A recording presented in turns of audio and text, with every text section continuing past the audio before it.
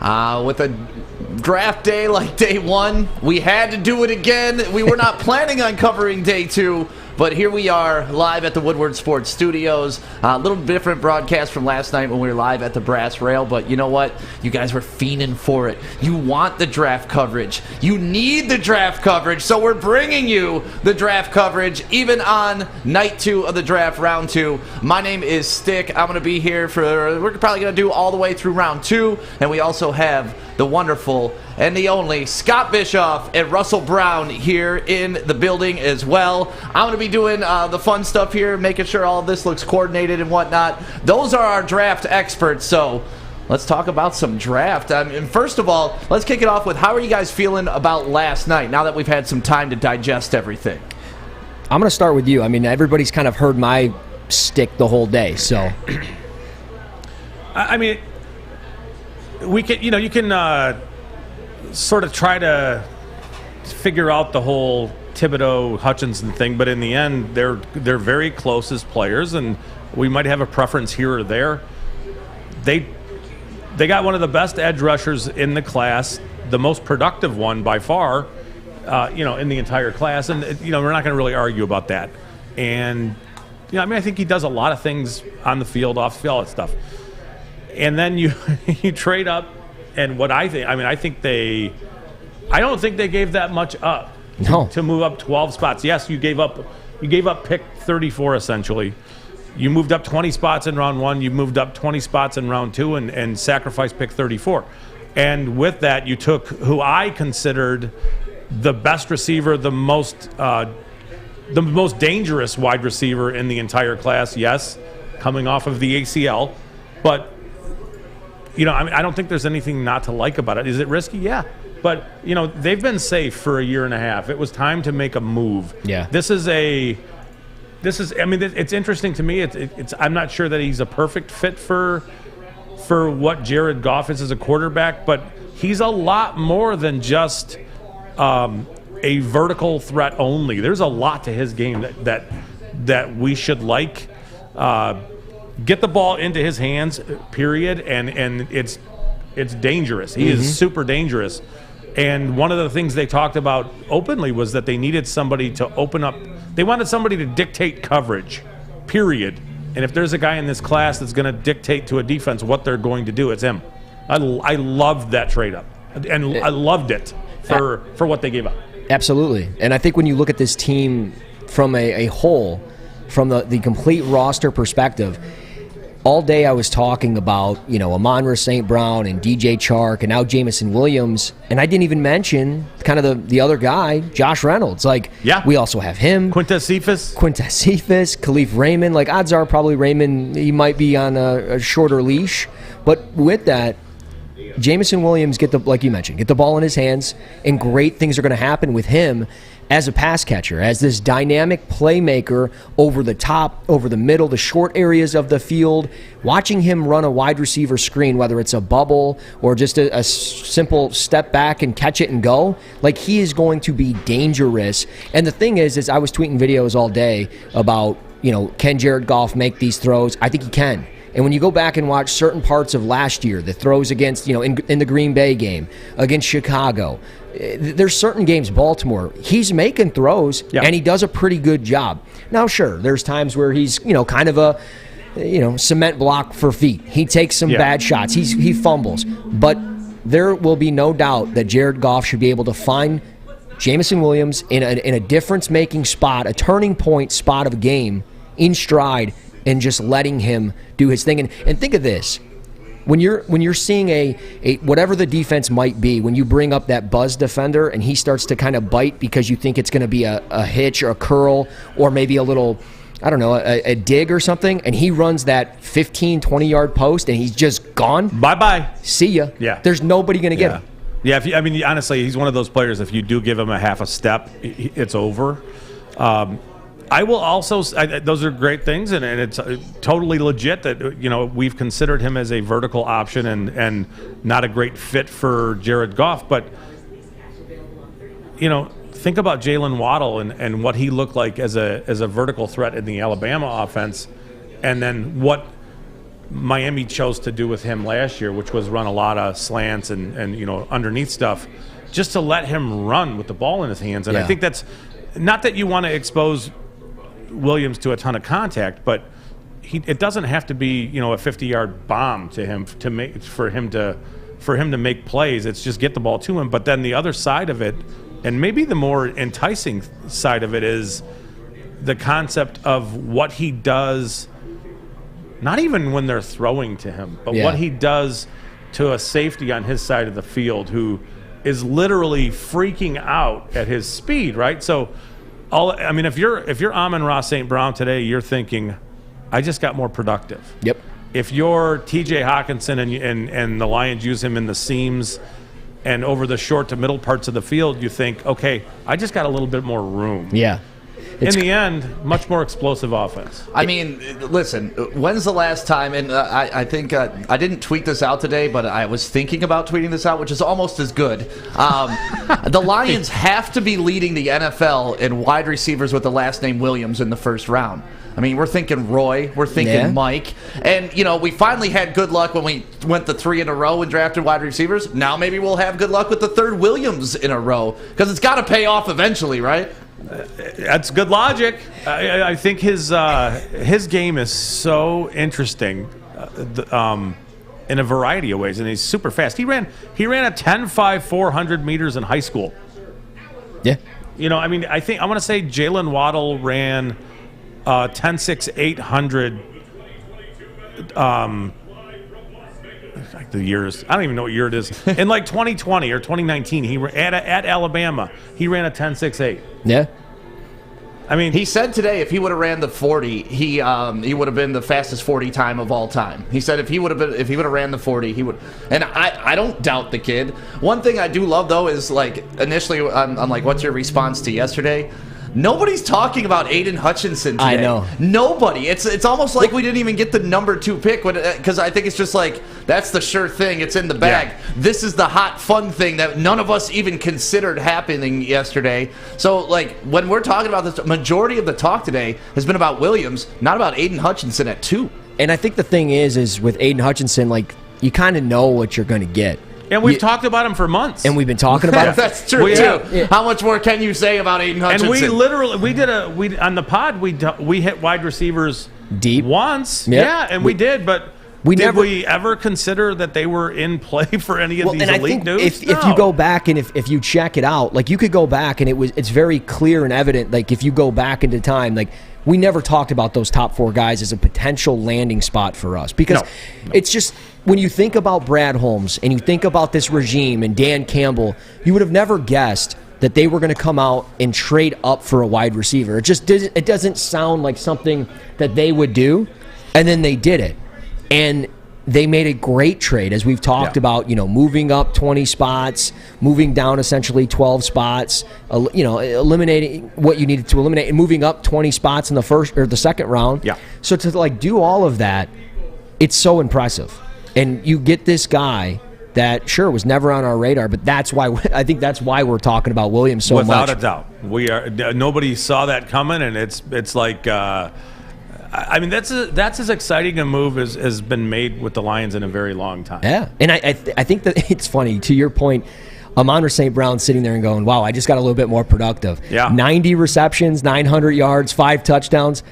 He's going to get more productive? No drops. Can't forget no drops. That's my favorite part about that stat line. And no drops. Yeah. And he's going to get more productive. He should have a little more room to operate. I mean, who was occupying was the safety or the defense trying to take away at points last? Who was the speed option?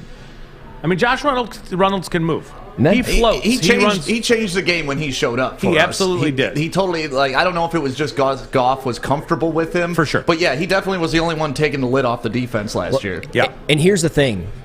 I want to ask this question. Do you pay T.J. Hawkinson? I mean, I know we just picked up the 5th-year option, but you better start putting that contract together, because if he's on the same side as Jameson and Jameson is running vertical and pulling that safety, and Hawkinson's running that seam, he's going to be so productive. And he's probably going to stay a little bit more healthy as long as he's not jumping over people and all that nonsense. I mean, think about him now being covered by linebackers. You know what I mean? Like and only linebackers. A little more with linebackers because safeties are bracketing Jameson. I know we're all geeking out about the Jameson Williams thing, but man, it's such an exciting thing.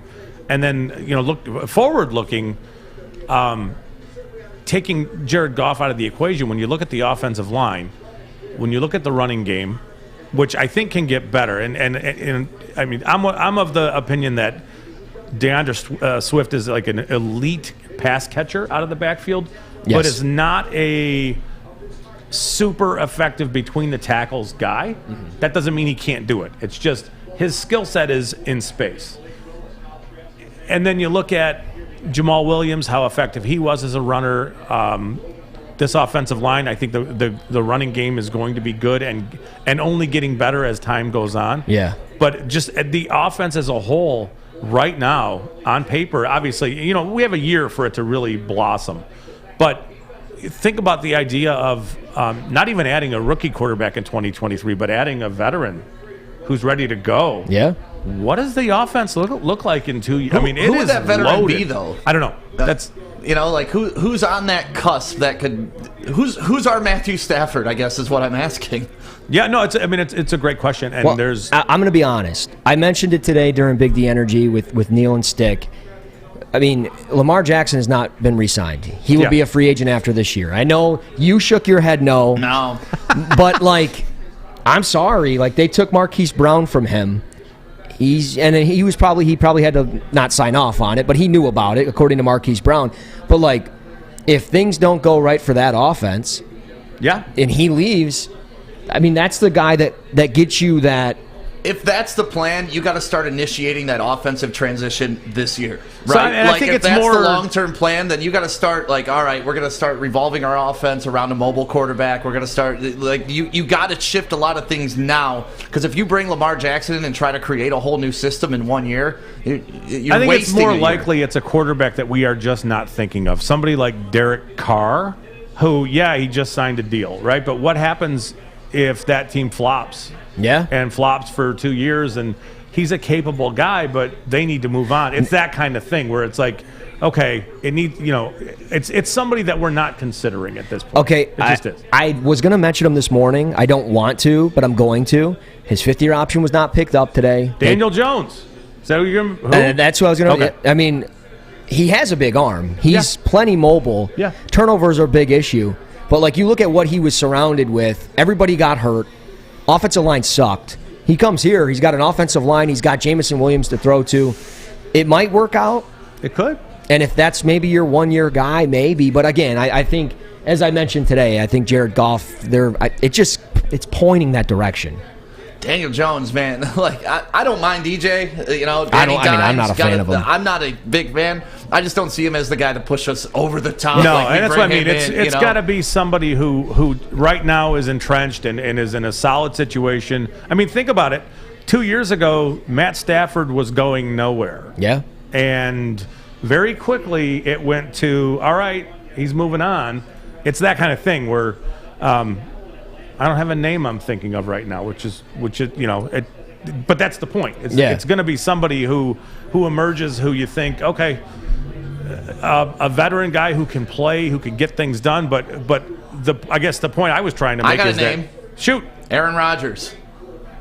No, no. I mean, we're talking 2 years. You can still kick the tires on old boy. What I'm saying is that he's got 3 or 4 years left. Veteran quarterback would look at the Detroit offense and say, "Yes, I want to play in that offense." And I can't remember thinking like that's a legit thought process for a guy. Pick is in for the Bucks, by the way. I wish the Seahawks would have never gotten rid of Russell Wilson. I wish they would have kept him for one more year. That would have been the guy. That would have been the guy, right? And that would have been the guy. That would have been unreal. But going to the draft tonight, the Buccaneers on the clock first. The pick is in. We've got plenty of quarterbacks. They've got Tom Brady back for maybe his last year. Who knows? They only have Kyle Trask. Is Malik Willis an option here? All the tight ends are available. No Rob Gronkowski on the roster. All the running backs. All the running backs. O.J. Howard's not there from a tight end perspective. Trey McBride's staring him in the face here. Yeah. I mean, that would be the pick if I had to guess. I'm not up to date on if it's actually in or not. I don't think so. You're the Nope. Scott's the one with all the insight over there. No. No. Oh, don't downplay it now, Scott. I'm not downplaying it. It's just, eating a little bit of crow about that whole Thibodeau thing. It happens. Yeah, it's an interesting I was with you, though. thing. It felt like it. Yeah, I do think that the Lions played a game of poker with those around that situation, and even savvy veteran agent dude fell for it. Yeah, and so did this guy, right? Like so, and so did Adam Baydoun. Yeah, and even Logan Hall to the Bucks is what I'm hearing. Yeah, that would be the way that I think everybody also, expected to start. Pick 30. I don't know if I need to be quiet while they announce this pick, but the next pick will be the Packers. The Packers are trading up with the Vikings. Ooh. Okay. So Christian Watson territory? Probably. Maybe. And Logan Hall goes to Houston. He was rumored as the potential guy at 27 for them. So I want to ask you about Logan Hall because I'm not his biggest supporter. I like him. I don't love him. I thought he was very hot and cold. The bright spots were very impressive, but at the same time, like, what do you do with this guy? Is he gonna be your 4-eye?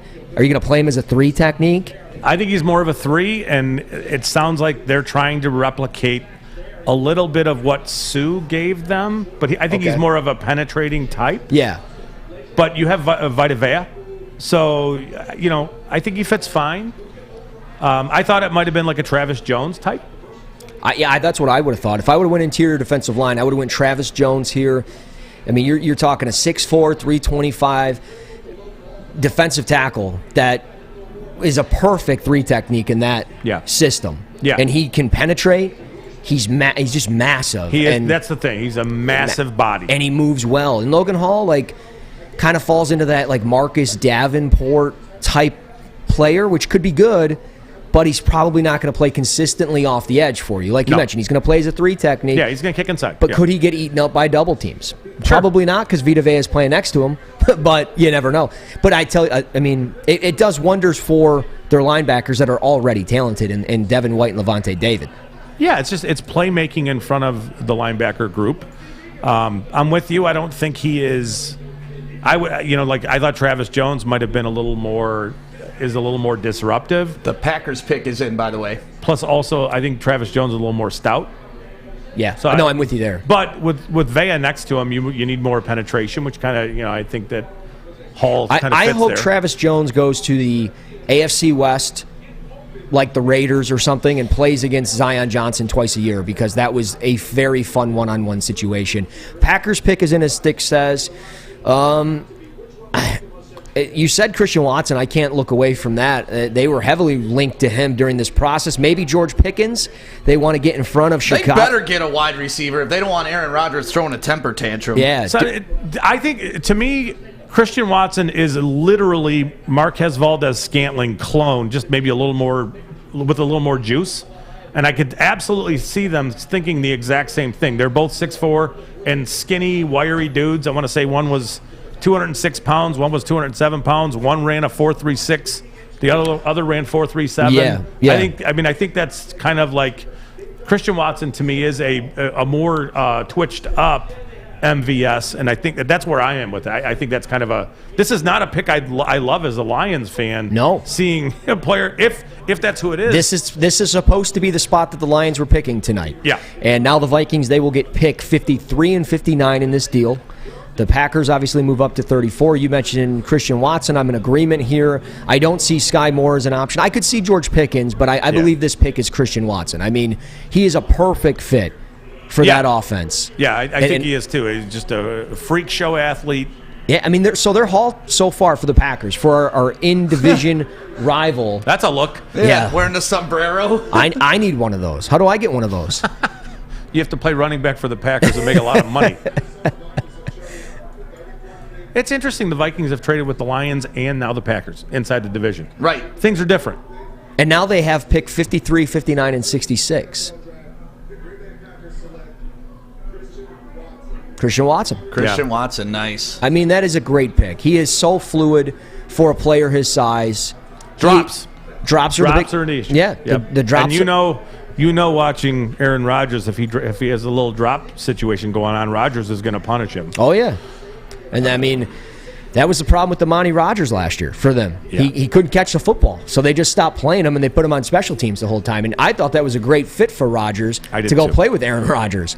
And it hasn't worked out. But Christian Watson, heavily recruited, yes, but he only went to North Dakota State because that was the first offer, and he was so committed to them. Yeah. And, he's from Plant, Florida. One of those guys, insane tracking ability. He caught my eye every time I'd put on Trey Lance in 2019. That's where you have to go to watch him. Yes, watch his that's film. when you really see. And really this year, too, because he was so versatile this year, playing in the backfield, H-back, slot receiver, fun player. Yeah. And and he'll block. He'll block for you. Yeah. And, I know there was the conversation, I think, when the Deebo Samuel stuff came out, of potentially, him going to Green Bay. This is kind of a mini Deebo Samuel in a sense, maybe a taller Deebo Samuel, and maybe not as skilled, but he's pretty darn skilled. Yeah, when I look at this guy, I think he's just one of those 6'4" prototypical wide receivers, and he's one of those guys. I love when guys go to smaller programs like that and elevate that program. You've seen Western Michigan turn out some good. Corey Davis didn't turn out to be the pro that we thought he was going to be, but you've seen these types of guys come in and make a difference immediately. And I always refer back to my dynasty draft because that's when I do all. Honestly, that's when I do all the research on these guys to find out who the hell they are. Right? Yeah. What type of offense they'll fit in and who they get drafted. This is almost a marriage made in heaven for him. It's a nice fit. I think it'll take a little more time. I'm not sure he is a guy who's going to step in and diminish Alan Lazard, right? Yeah. I think it's going to take a little time for him. Mm-hmm. But Planet Theory. There's only so many 6'4" dudes who run the way he runs, and plus the fluidity and the route running and the way he looked. One of the things that happens from a scouting standpoint when you go to the Senior Bowl, and it's not necessarily to see the dudes from Auburn running routes against the dudes from Alabama. Kind of the thing. Titans pick is in. The Titans pick is in, and the next pick is actually going to go to the New York Jets. Excuse me. Jets. The Giants give up pick 36. The Jets get rid of 38. And 146. I think I butchered. They are not using their 7 minutes right now. I wonder if the Giants are going to go Malik Willis. This is a good pick. I like this pick. Who pick. they pick? Roger McCreary? Roger McCreary. Fluid hips, gamer, aggressive. Short arms. Doesn't matter. But he doesn't play that way. He doesn't play. He plays aggressive. Yeah. Plays for the catch point. Watching him down in Mobile, people were like, "Oh, Senior Bowl is gonna really expose him." No, it didn't. And when you watch him against some of the top tier talent in the SEC, he gets after it time and time and time again. I love his physicality. That's a good pick by the Titans, and that's exactly what Mike Vrabel's looking for in a defender. Ooh. Yeah. Exactly what he's looking for. Now, I will say, there's some talented corners still out there. Andrew Booth Jr., but there's a reason why he's falling, and we know why he's falling. When does the quarterback run start? Right now. When? Right now. New When York, it starts, we don't know. New York Giants, that's when it starts. I think this is a reasonable place for Malik Willis to go, especially with them not picking up Daniel Jones. Do I have that wrong? They did not pick up his option, They did not, correct. So you're in a situation where Jones is going to play. He's going to play himself into a situation where he's either going to sign a bridge type of contract, a big contract, or they're moving on. But you just don't move on. You have to have a plan. There has to be some sort of the pick is process. in for the Jets. Maybe it's not Willis. It could be Corral. It could be Desmond Ridder. I think that would be. I could see Desmond Ridder because of the comparables to a Josh Allen-like player. Yeah. From the height, the big arm. Malik, I think, would be a great fit, though, too. And if they get Kayvon, Evan Neal, and Malik Willis, that's a pretty good haul. Yeah, only the really Giants could screw that up. Yeah. That's it. But yeah, on paper, that is a hell of a draft. It really is. And if you're looking at Malik Willis getting anywhere near what his upside is as a player, and we've talked about that over and over and over. It's just, his ability to run, his ability to vertically threaten defenses. It's interesting. I think I butchered this. I think I said the Giants were moving up. The Jets moved up. Oh, the Jets did. I'm sorry. Yeah, the Jets are on the clock right now. Yeah, I didn't think they announced a trade yet. The Giants moved back, Only to 38, though. and the Jets are moving up. Yeah, they just swap picks. I wonder who they're coming up for. I mean, they took, let's see, they took Jermaine Johnson, Sauce Gardner, maybe a tackle, or could it be a tight end? Could be. Is this N'Kobe Dean territory? Oh, Don't know. N'Kobe Dean. That would be a perfect, like, Fred Warner, again, not the same size, but Yeah. instinctive linebacker that just gets after it, that Robert Saleh needs in the middle of his defense. Yeah, I mean, this is also an area where safety comes into play, where yeah? Jaquan Brisker would be a really nice fit for that offense or for that defense, and you know that Saleh would love him, pairing him with Sauce. Another pass rusher, maybe. Abichetti is there. Ajabo is there. It's a little rich. Two guys with torn Achilles, but Brandon Bagley's saying Brees Hall, but I don't think they would roll Brees because they took Michael Carter last year, right? Like, do you want to double up on that? I don't know how. But I mean, Michael Carter in the 4th round. Michael Carter's not that true number 1, right? Like he had Javonte. He kind of showed how he was last year. He was one of I the thought best he was rookie awesome. running backs last Yeah. year. I'm with you, but I think if you're a running team looking at Saleh, 49ers, they interchange those running backs all the time out in San Francisco. That's how he learned it. It is Brees Hall. It is. Yeah. It is Brees Hall. Wow. Look at that. Brandon Bagley Wow. bringing the heat in the chat. And I'll be honest, going in front of Houston completely alters what Houston was thinking. Probably they were probably thinking, "Oh, we're going to sit here and get Brees Hall." Is Kenneth Walker next? He's got to be. Well, it's either him or Isaiah Spiller next. Those are the next 2 running backs on the board, right? Yeah. That would make sense in this spot, right? Right. I mean, wow. That's a little bit of a surprise. I thought they would be a little more in on Michael Carter, and it's interesting. I just think it's one of those things where, you want to run the football. Are you sure about that, Scott? That it's No. That it's Brees? No, I'm not 100%? totally sure, but because I was going to hit the button and put it live. Oh, I don't listen. You don't want to trust. Just tell me when to hit the button, Yeah. baby. No, I think it is, but there's no confirmation. So maybe we want to just hold I got off my for finger text. on the trigger. Well, while we speculate this Jets thing, I want to ask this question to both of you because the NFC North, Minnesota Vikings, new regime, they've traded out twice now. Do you think a new staff like that just has no board really set up? They only have like 30 guys up there, and they're like, well, our guys are falling left and right? You know what it reminds me of? It reminds me of draft day when the guy was just scared and didn't know what picks to make, so he just traded all of them. Well, he's an analytics guy, so I mean, obviously, more kicks at the can is better.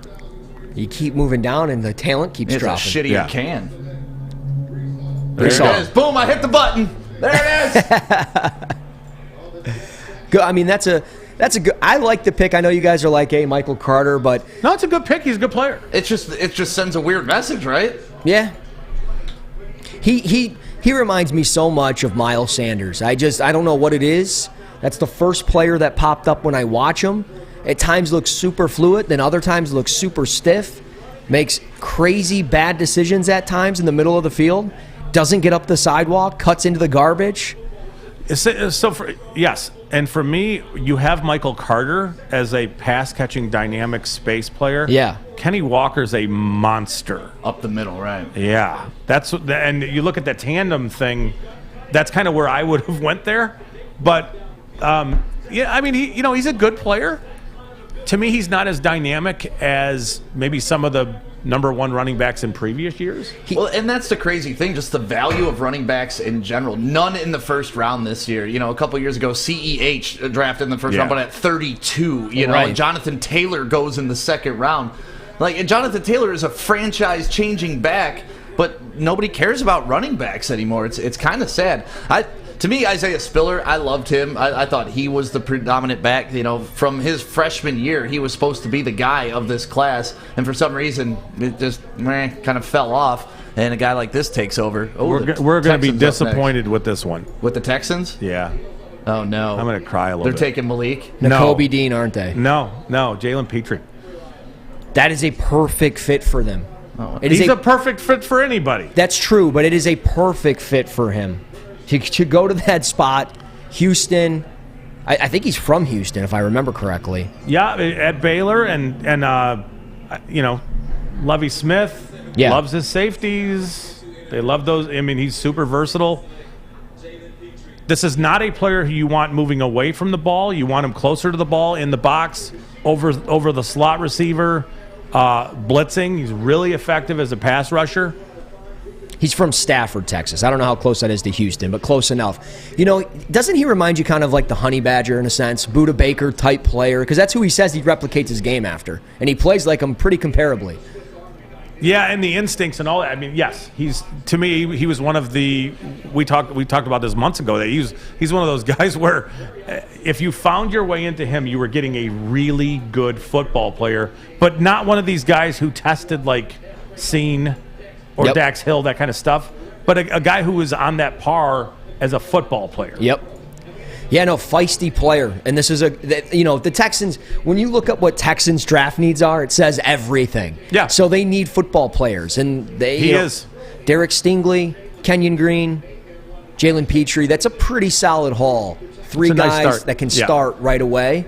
And I think that's beautiful. Oh, Atlanta's on the clock. Atlanta just traded up. Good Lord, man. I can't keep up with Now this. this has got to be Malik Willis. It's perfect scenario. They've given for up him. 38, or they get 38, and they gave up pick 43 and 114. If it's not Malik Willis, I'm going to say Matt Corral. It's got to be Okay. a quarterback. Let's hope it's Matt Corral. Marcus Mariota's starting. You're going to have an offense where there's a little more mobility in the quarterback.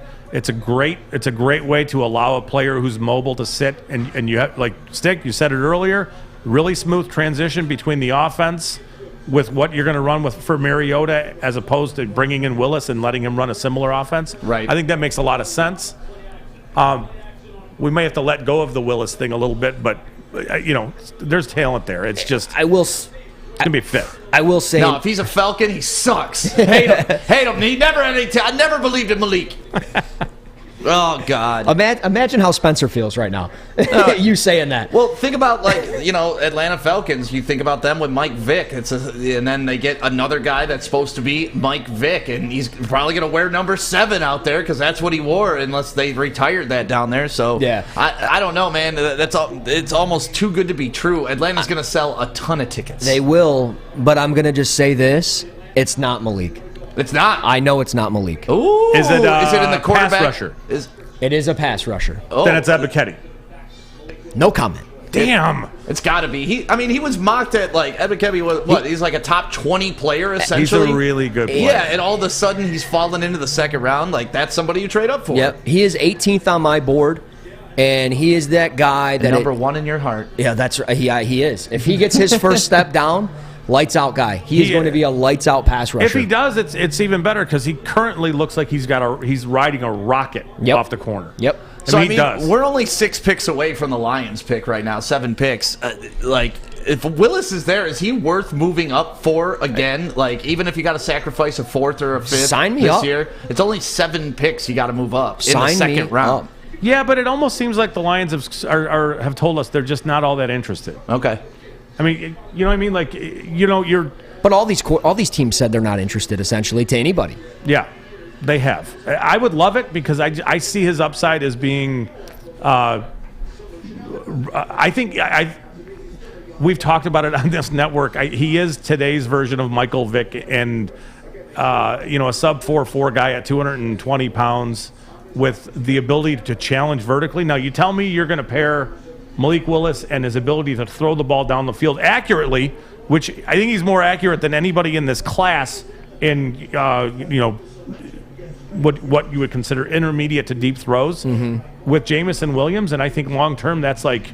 Yeah, I like that. Because Willis has the arm to be able to utilize Jamison Williams' vertical abilities. Well, he may have the arm to utilize Drake London's downfield big game snatching abilities too, because he may have Drake London to throw to now. Yeah, no, it's Arnold Ebiketie. Is it? Yeah. It's Arnold Ebiketie. And this is a guy, first step if he gets it down, explosive, can turn the corner at ease, has a plethora of pass rush moves. That swipe move from him is insane. Yeah. He can drop and dip his shoulder with ease. Violent at the quarterback. Yeah. I love that word, especially in football. especially when you're out You there want earlier. violent play. Oh, yeah. That guy walking the streets of Birmingham almost felt the violence. You missed it, Scott. It's significant. What happened? I had to smack the hell out of some dude. It was very serious. I mean, I was like, I don't think we're doing the show. In the end, he did not want the smoke. That's right. He did not want it. He knew it was up. Falcons Ebiketie. So, Drake London, Arnold Ebiketie, not bad. They have needs everywhere. Right? They have a bad roster. Yeah. A very bad roster. Bad offense. Yeah. Honestly, I'm surprised they didn't take a safety here. With how bad those safeties are that they have, their best safety is Dean Marlowe of the Lions. Yeah. I mean, we really would like for Jaquan Brisker to fall to Detroit. That I would be a love home it. run. Yep. We're getting in the Ojabo territory, too. Yeah. And that's oh, man, do you get the twins from Michigan? I'm not opposed to the idea. No, I mean, obviously it is a redshirt year for a player like Ojabo, but the problem is that with him, and this is specific to the way he plays and the way he rushes, he is. I've always looked at him and viewed his footwork as almost looking like a receiver trying to get off press coverage, right? So it's the explosion that is. I mean, is he going to get it back? And it's such a gamble. I don't know that the Lions are in the position to take that gamble. Other teams might be. I don't know the Lions are. I agree. And I think the thing with Ojabo, too, is he's got the ankle injury that came up in 2020. He only played 4 games in a shortened season. Obviously, now the Achilles. My question, especially to our chat, I don't know how the chat's doing, but who goes off the board first, Kenneth Walker or David Ojabo? Wow, it's a good question. To me, it would be Walker, but I think I probably value Walker more, even in a scenario where, the NFL has no value for running backs all that much. I still think he is such an effective ball carrier. In the contact, he reminds me of a little bit like Nick Chubb, where, it's not like he's fast, like electric fast. It's not. It's he's just so hard to get to the ground. The pick is in for Chicago, and got to pay homage to our boy Isaac from Twitter. You got to say, fuck the Bears. Nice. That's it. I mean, that's pretty much it, right? Just fuck the Bears. Now, this has Absolutely. got to be safety, defensive back, cornerback, maybe. I mean, I would think receiver? I would think wide receiver. Sky Moore's sitting there staring you in the face. They lost Allen Robinson. George Pickens. George Pickens Would is be an a interesting perfect player. fit. Running back, they do need help at running back, too. They have David Montgomery, and they have who is the trying to think of his name. Not Tyreek Cohen. He never No, played again. not him. The rookie from Khalil Herbert. He was awesome. Khalil Herbert was awesome. Yes. Almost saved my fantasy season. He's small though, man. He is He's small. very He's small. small. I don't trust his Now durability. Chicago and Kenneth Walker is a great combination, That's but they what I have was that guy thinking. already. So it's like In a sense, yes. Yeah, it's. I think it's going to be cornerback. I think it'll be maybe the Washington corner. Kyler Gordon. Maybe. I'm getting excited though. We're getting so close to the Lions pick, and there's so many good players I left know. right now. Like honestly, there are a lot of good players left on this board. The true test after this pick is Seattle at 40-41. What they do with all the quarterbacks on the board. There's no way the Bears take one. Yeah. All the quarterbacks are going to be there. Yes, and then one Do they thing dare that- take 2? one thing we got to talk about is this is a scenario where I could see the Lions trading down.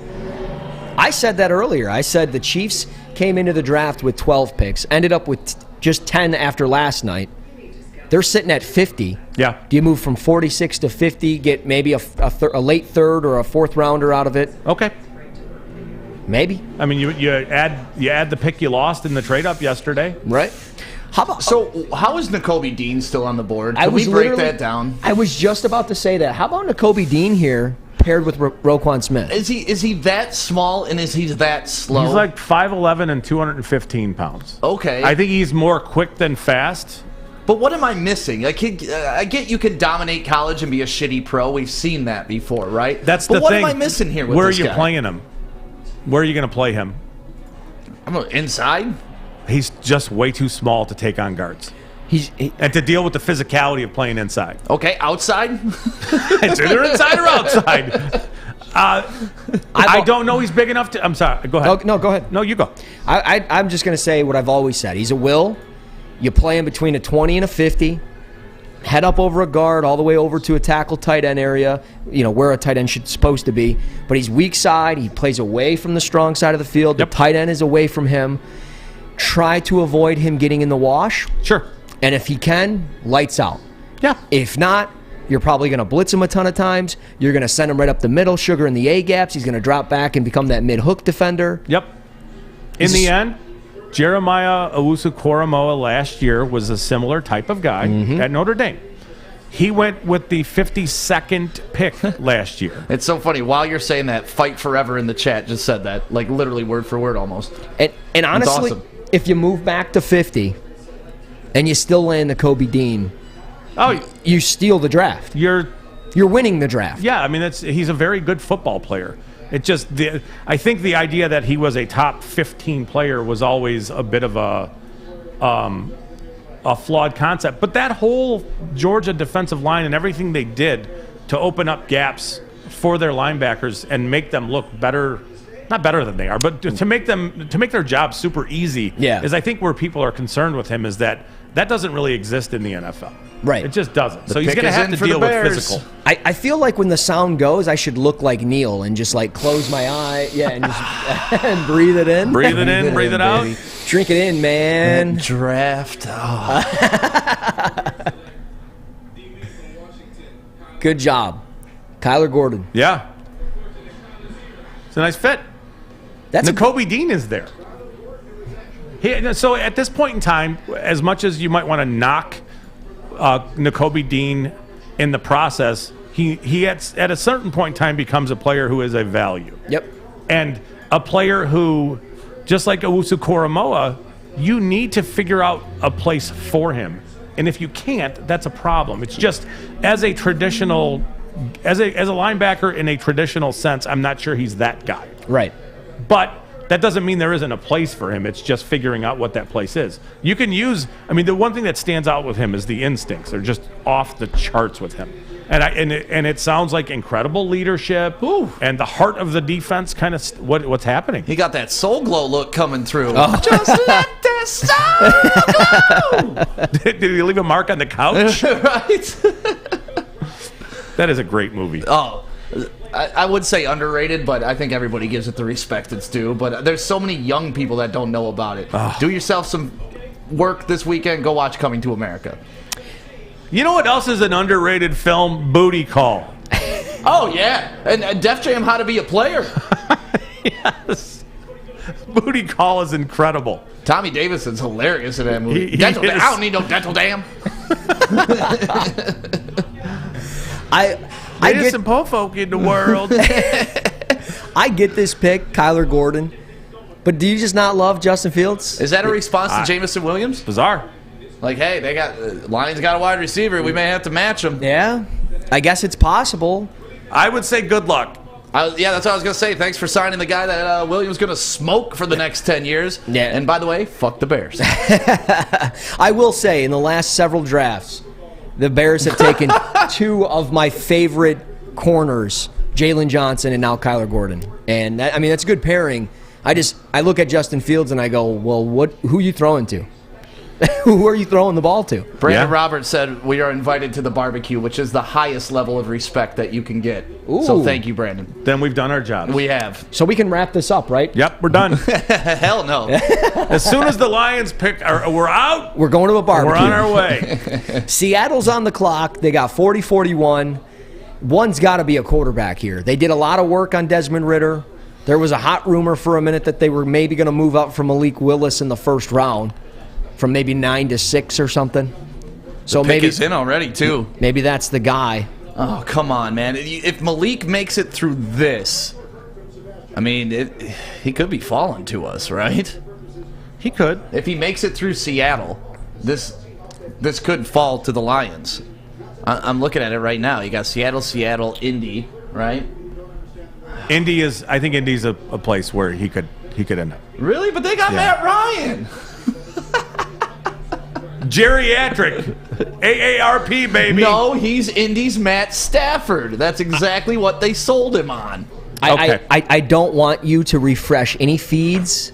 I don't want you to look at anything. Oh, no. I just want to see your reaction to the player that comes off the board. It's one of you know? I know. It's one of your guys. Oh, no. It's one of my guys. It's one of.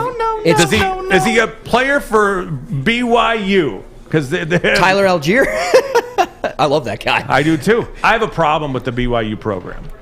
Like, it's a legit thing.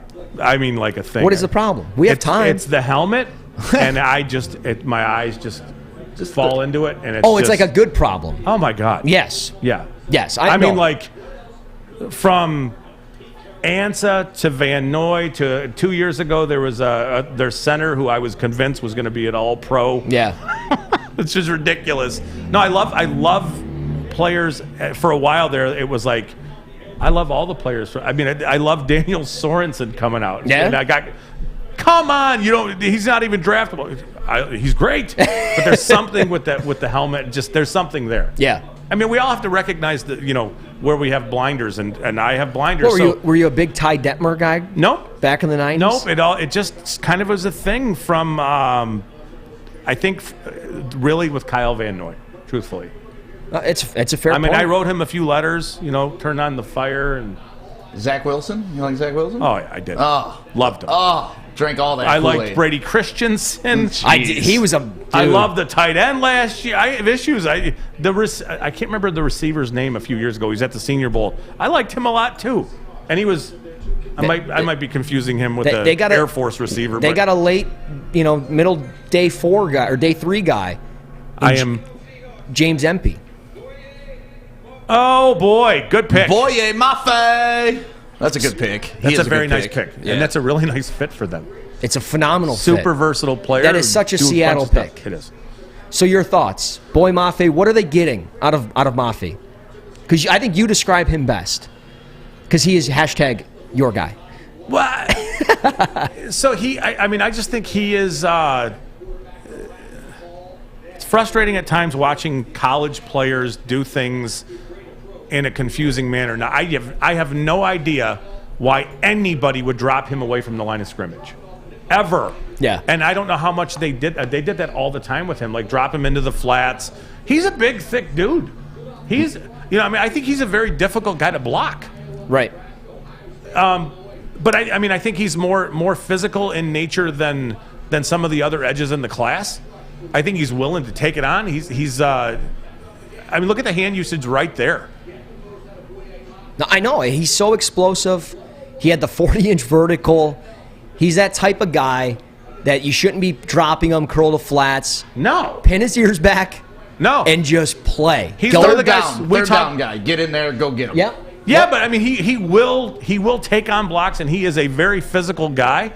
We talked about him in the process that if in some way you did not take an edge player at 2, he would have been one of the guys that you really penciled for 32, 34. 30. Yes. Yep. Yeah. So what do you think of him? I love this pick. This is a Seattle pick through and through. He's going to go in there in 7 to 10 years. He's going to carve out a role. He's going to be a stud. And when I say stud, I'm talking 8 to 10 sacks. He might get a little bit more. But Charles Cross and Boye Mafe, you're starting this thing off right. And now you kind of got some flexibility here. You could go quarterback. You could go running Second back. pick. I've often said running back. This could be Kenny Walker. I agree.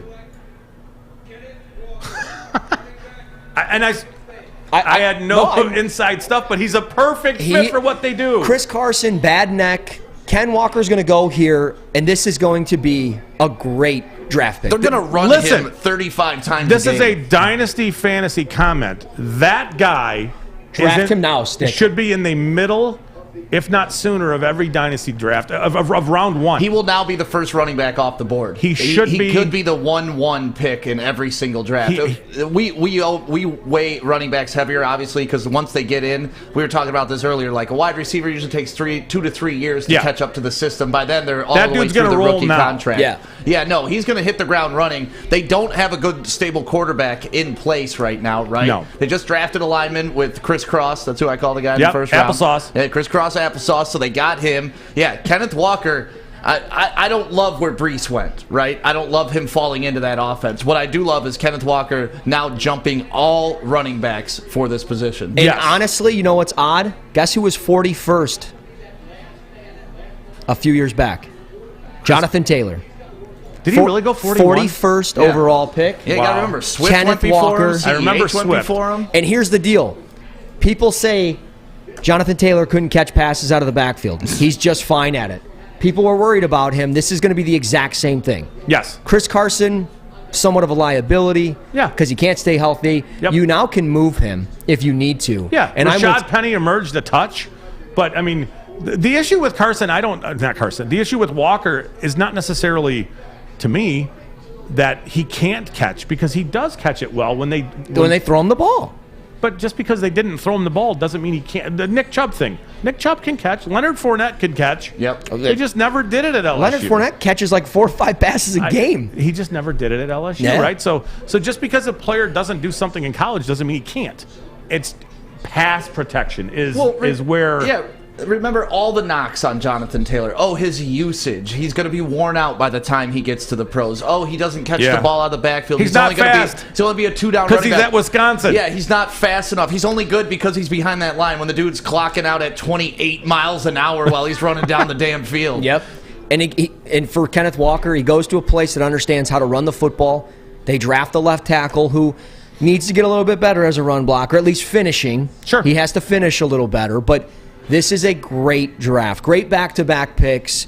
So far, those are my two No quarterback, though. Still no quarterback, but the Giants are coming up at 43. They got to go with Baker Mayfield, right? I mean, that's honestly, that's the route they got. Who is their quarterback right now in Seattle? Drew Lock, baby. It can't be. Isn't Geno Smith? Isn't Geno Smith their starting quarterback I think right now? those are there, too. Drew Lock and Geno Smith. My God, shoot me in the head. Like, honestly, and they're not like anybody they drafted were probably better. I like Geno Smith coming out of high or college, too. When Baker gets cut, right. is Seattle running to the phone? Well, yes. Baker's already because Pittsburgh was rumored to be that guy. That's where he wants to go. Baker's like, yeah, Seattle's probably the most likely destination. Well, there you go. So Pittsburgh was rumored to have been the place where Baker would end up if he was cut. Obviously. It looks like we have a trade. Indy traded to Minnesota. Okay, I'm not surprised because they have tons of picks. Minnesota now on the clock. I would just like to give a shout out to my son who's watching live at home. My favorite player going to my favorite team, Kenneth Walker. Let's go. There you go. Hey. He's pretty pumped about it. I agree, though, Stick. I like Kenneth Walker to Seattle more than I like Brees Hall to the Jets. Yeah. I do too. I don't think it's close. From a fit, I don't think it's close. I really don't. I think Kenny Walker has the ability to be a franchise running back in year one. Yep. And meaning 1,000 yards, establish himself as the guy, workhorse, physical player, setting the tone as a runner, pretty much like what he did at Michigan State. Yep. Now, I'm more of a Michigan guy than a Michigan State guy, but I respect the hell out of that program. There was a period of time where when you were at an All-Star game and a Michigan State helmet showed up on the sidelines, everybody took note. Yep. And it was because of their strength and conditioning coach, whoever it was.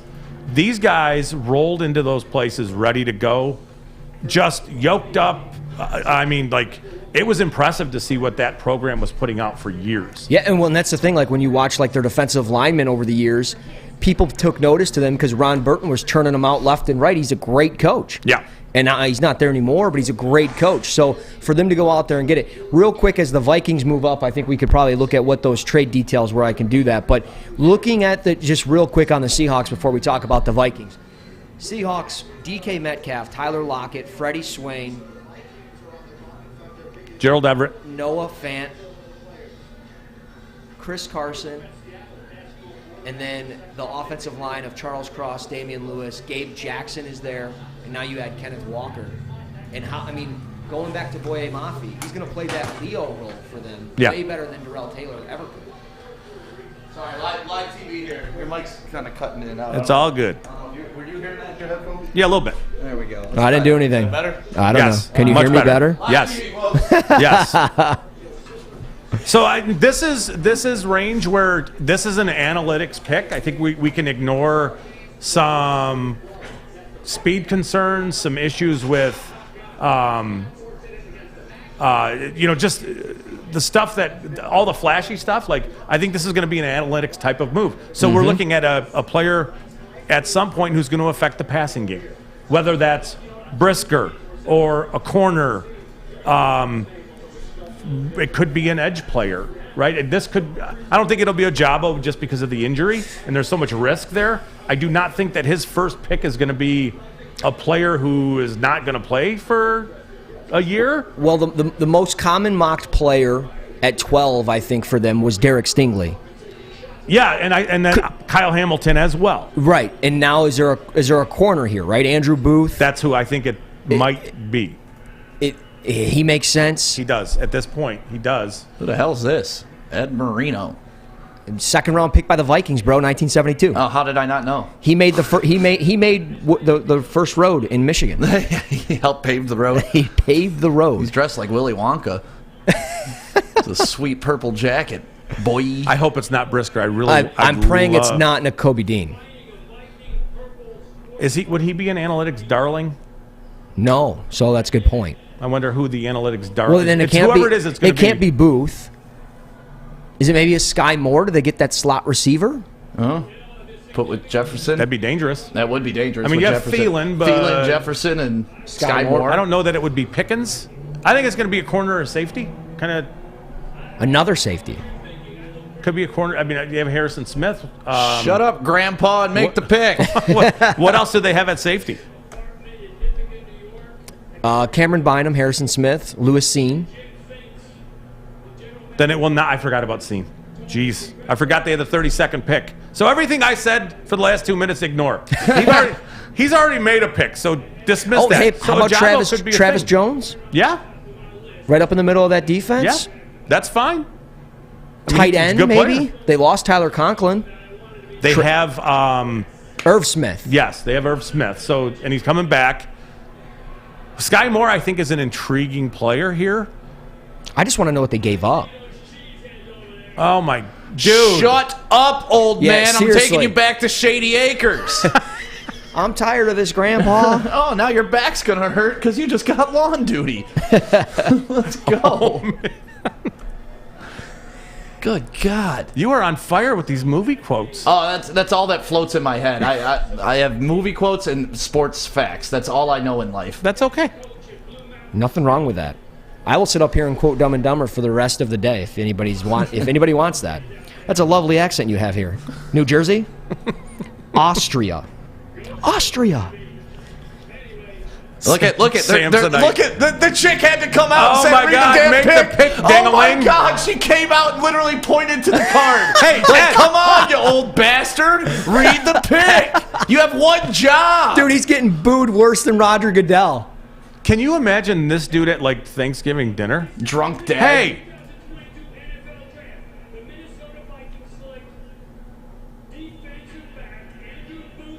They got Booth. There you go. Andrew Booth from Clemson.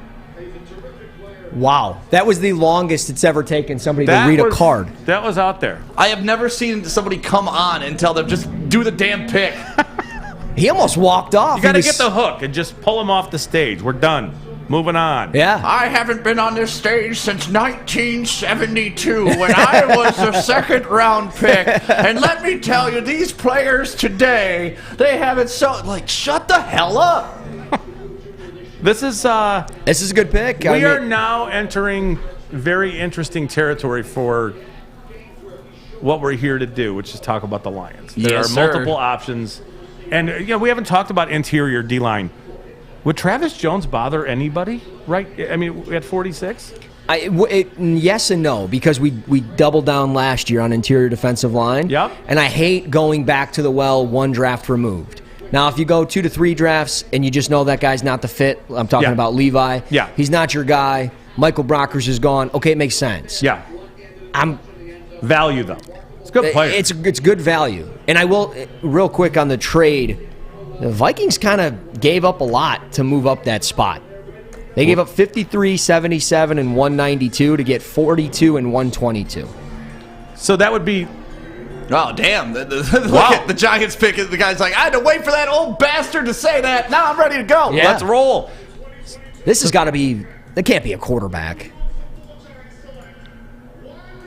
Wow. Wow. Who did they take? Wan'Dale Robinson.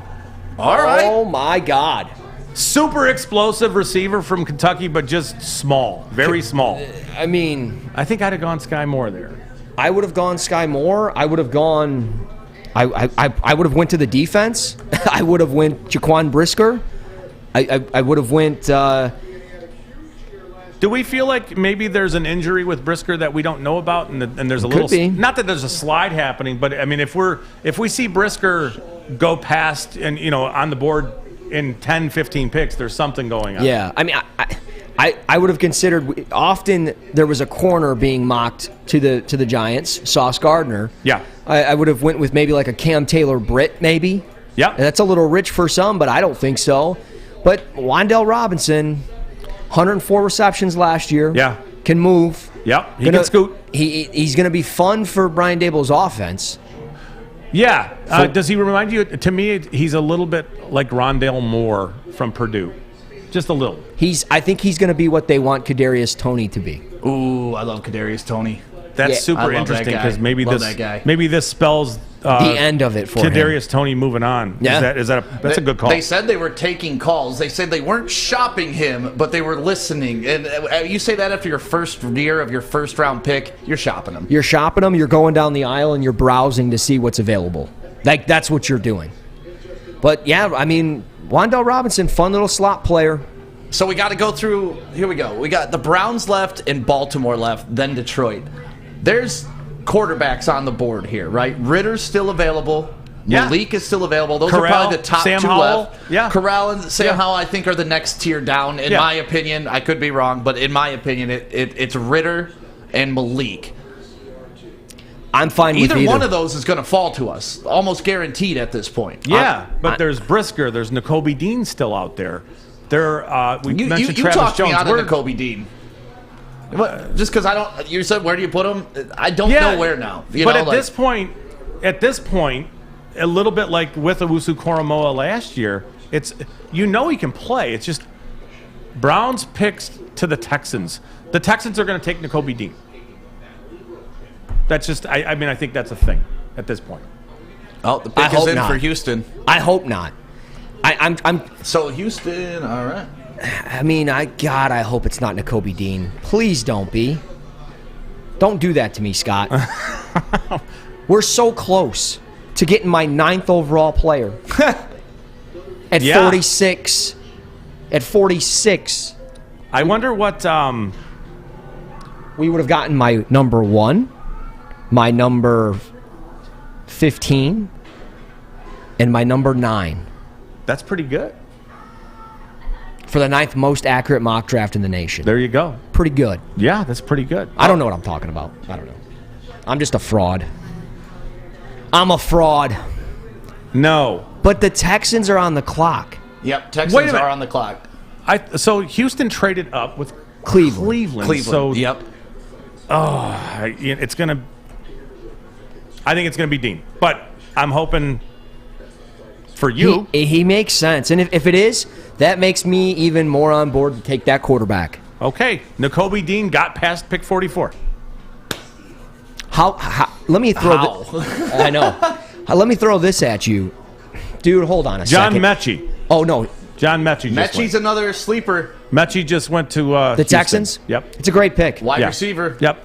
That is a solid pick. This guy, if he can stay healthy, if he can honestly stay healthy, he is that guy that can easily be a solid number 2 receiver. Number 2. 80th player on my board, coming off the ACL. Drops are a big concern. 15 in his career. But he's had a journey to get to the NFL. Yeah. And he deserves to go where he's going. Yes. I mean, are you 100% sure that he's going to Houston? 100%? Albert Breer has it a minute ago. All right, Mechie. I'm going to hit the button then. If I got to edit this button, you I'm going to look like mentioned an ass. I'm sorry. This is not the first time I will make one of you Woodward sports people look like an ass. Hey, I usually don't listen to sorry, you, so Adam. we're good. It's probably good. You mentioned the trade compensation, what Minnesota gave up to come up a few minutes ago. Yep. Is that compensation that the Lions that you would be intrigued by if you're Detroit? move back 10 spots and pick up an extra pick in the 70s? No. No, I don't think I would have. You want to stay and make a pick? I think right now, with the premium of players that are left on this board, because once you get past these next 5-6 guys, it starts getting real murky, Yeah. I think. And that's kind of been the knock on this entire draft. Like, nobody's talking about the 4th and 5th rounds going to be strong of this year's draft. No. It's get in, get out while you can. Yep. And the pick The is Browns in. got 3 picks from Houston for that. It's just, Where, though? Where were the picks? I don't know. But that's the thing. These teams are going to start stockpiling on 5th and 6th rounders. Who cares? But then they're going to take them and turn them into 4th and 5th rounders next year. Yeah. That's what's going to happen.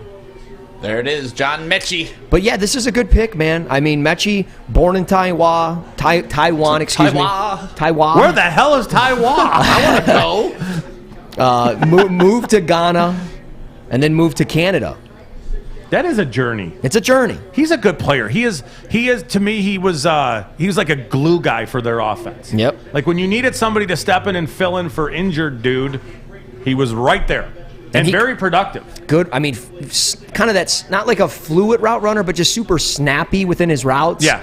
Got that burst after the catch a little bit. It'll be interesting to see if he can sustain that after an ACL injury. I love the fire too. with Yes. him. He's got, because there are times where he either makes a block or he gets hit and he pops up and he's in that guy's face and basically tells him, try it again. Yep. Bring it. Bring it. But this is a guy that, we always mention Davis Mills needs a weapon. Yes. And they, Yeah, it's called an arm. Davis Mills was awesome last year. No, for, I know. We joked about that earlier today. Yeah. Though. But it's freaking Davis But Mills. there's- And that's honestly, what's crazy. there's- You got him and the kid from the Jets, too. Yeah. White. Crazy. Those guys came in and actually played ball. Yeah, and with him, there's the value of understanding the things that Davis Mills did well in year one, and that's processing. Whether we look at arm strength and all the intangibles and all those things, but his ability to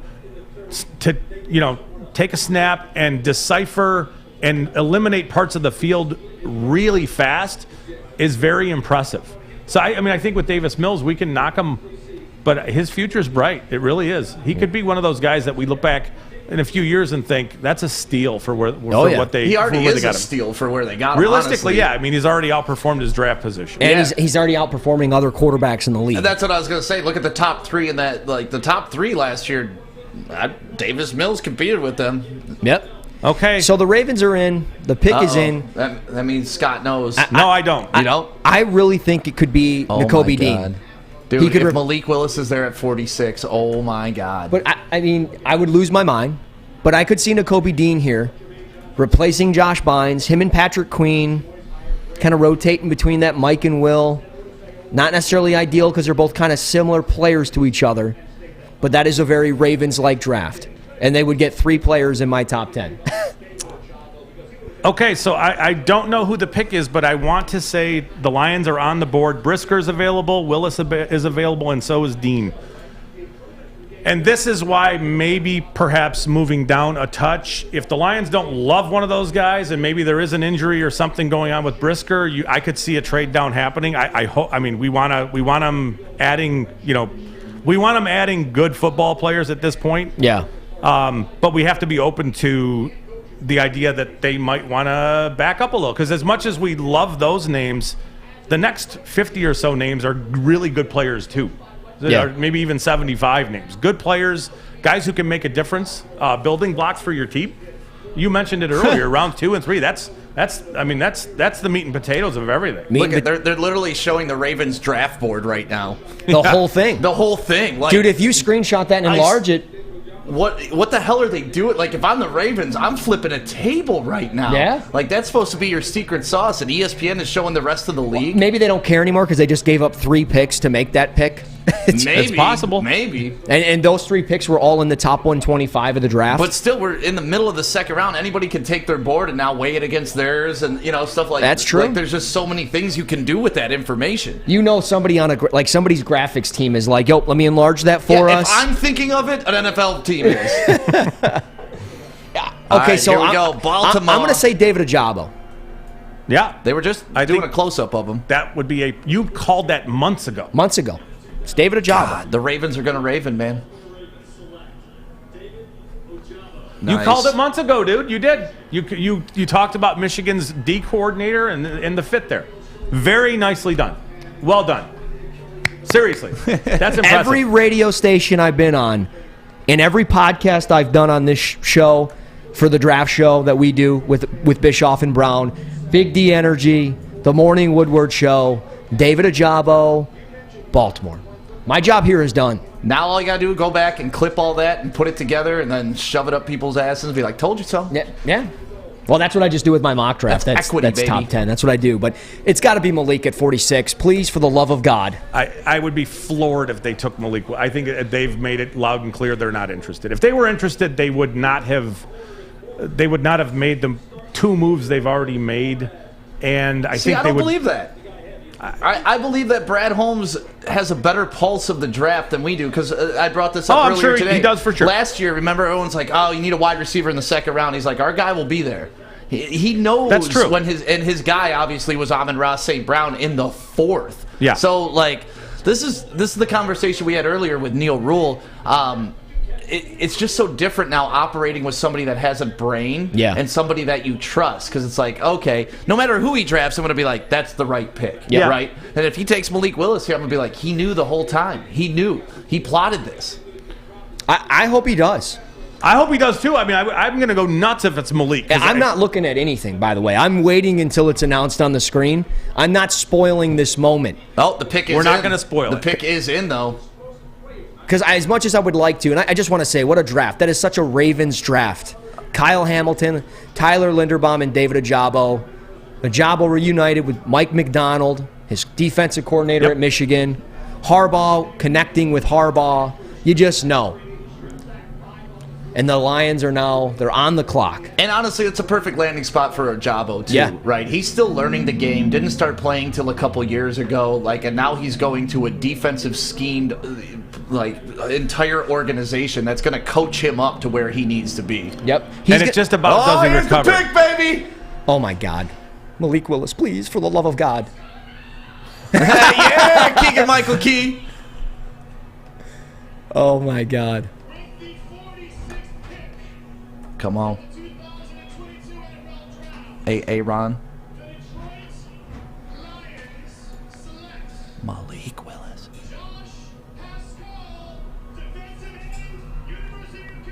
Okay. I like that. Okay. I like that pick. It's awfully I know quiet we in here. don't. It's awfully quiet. Explain I'm why trying you to like let it. him process this, but this is a very physical. This is a very good player. This is not a reach. I know we wanted Willis. I just think the idea that Willis was coming here was not necessarily going to happen. I mean, this is your potential Michael Brockers replacement type of player.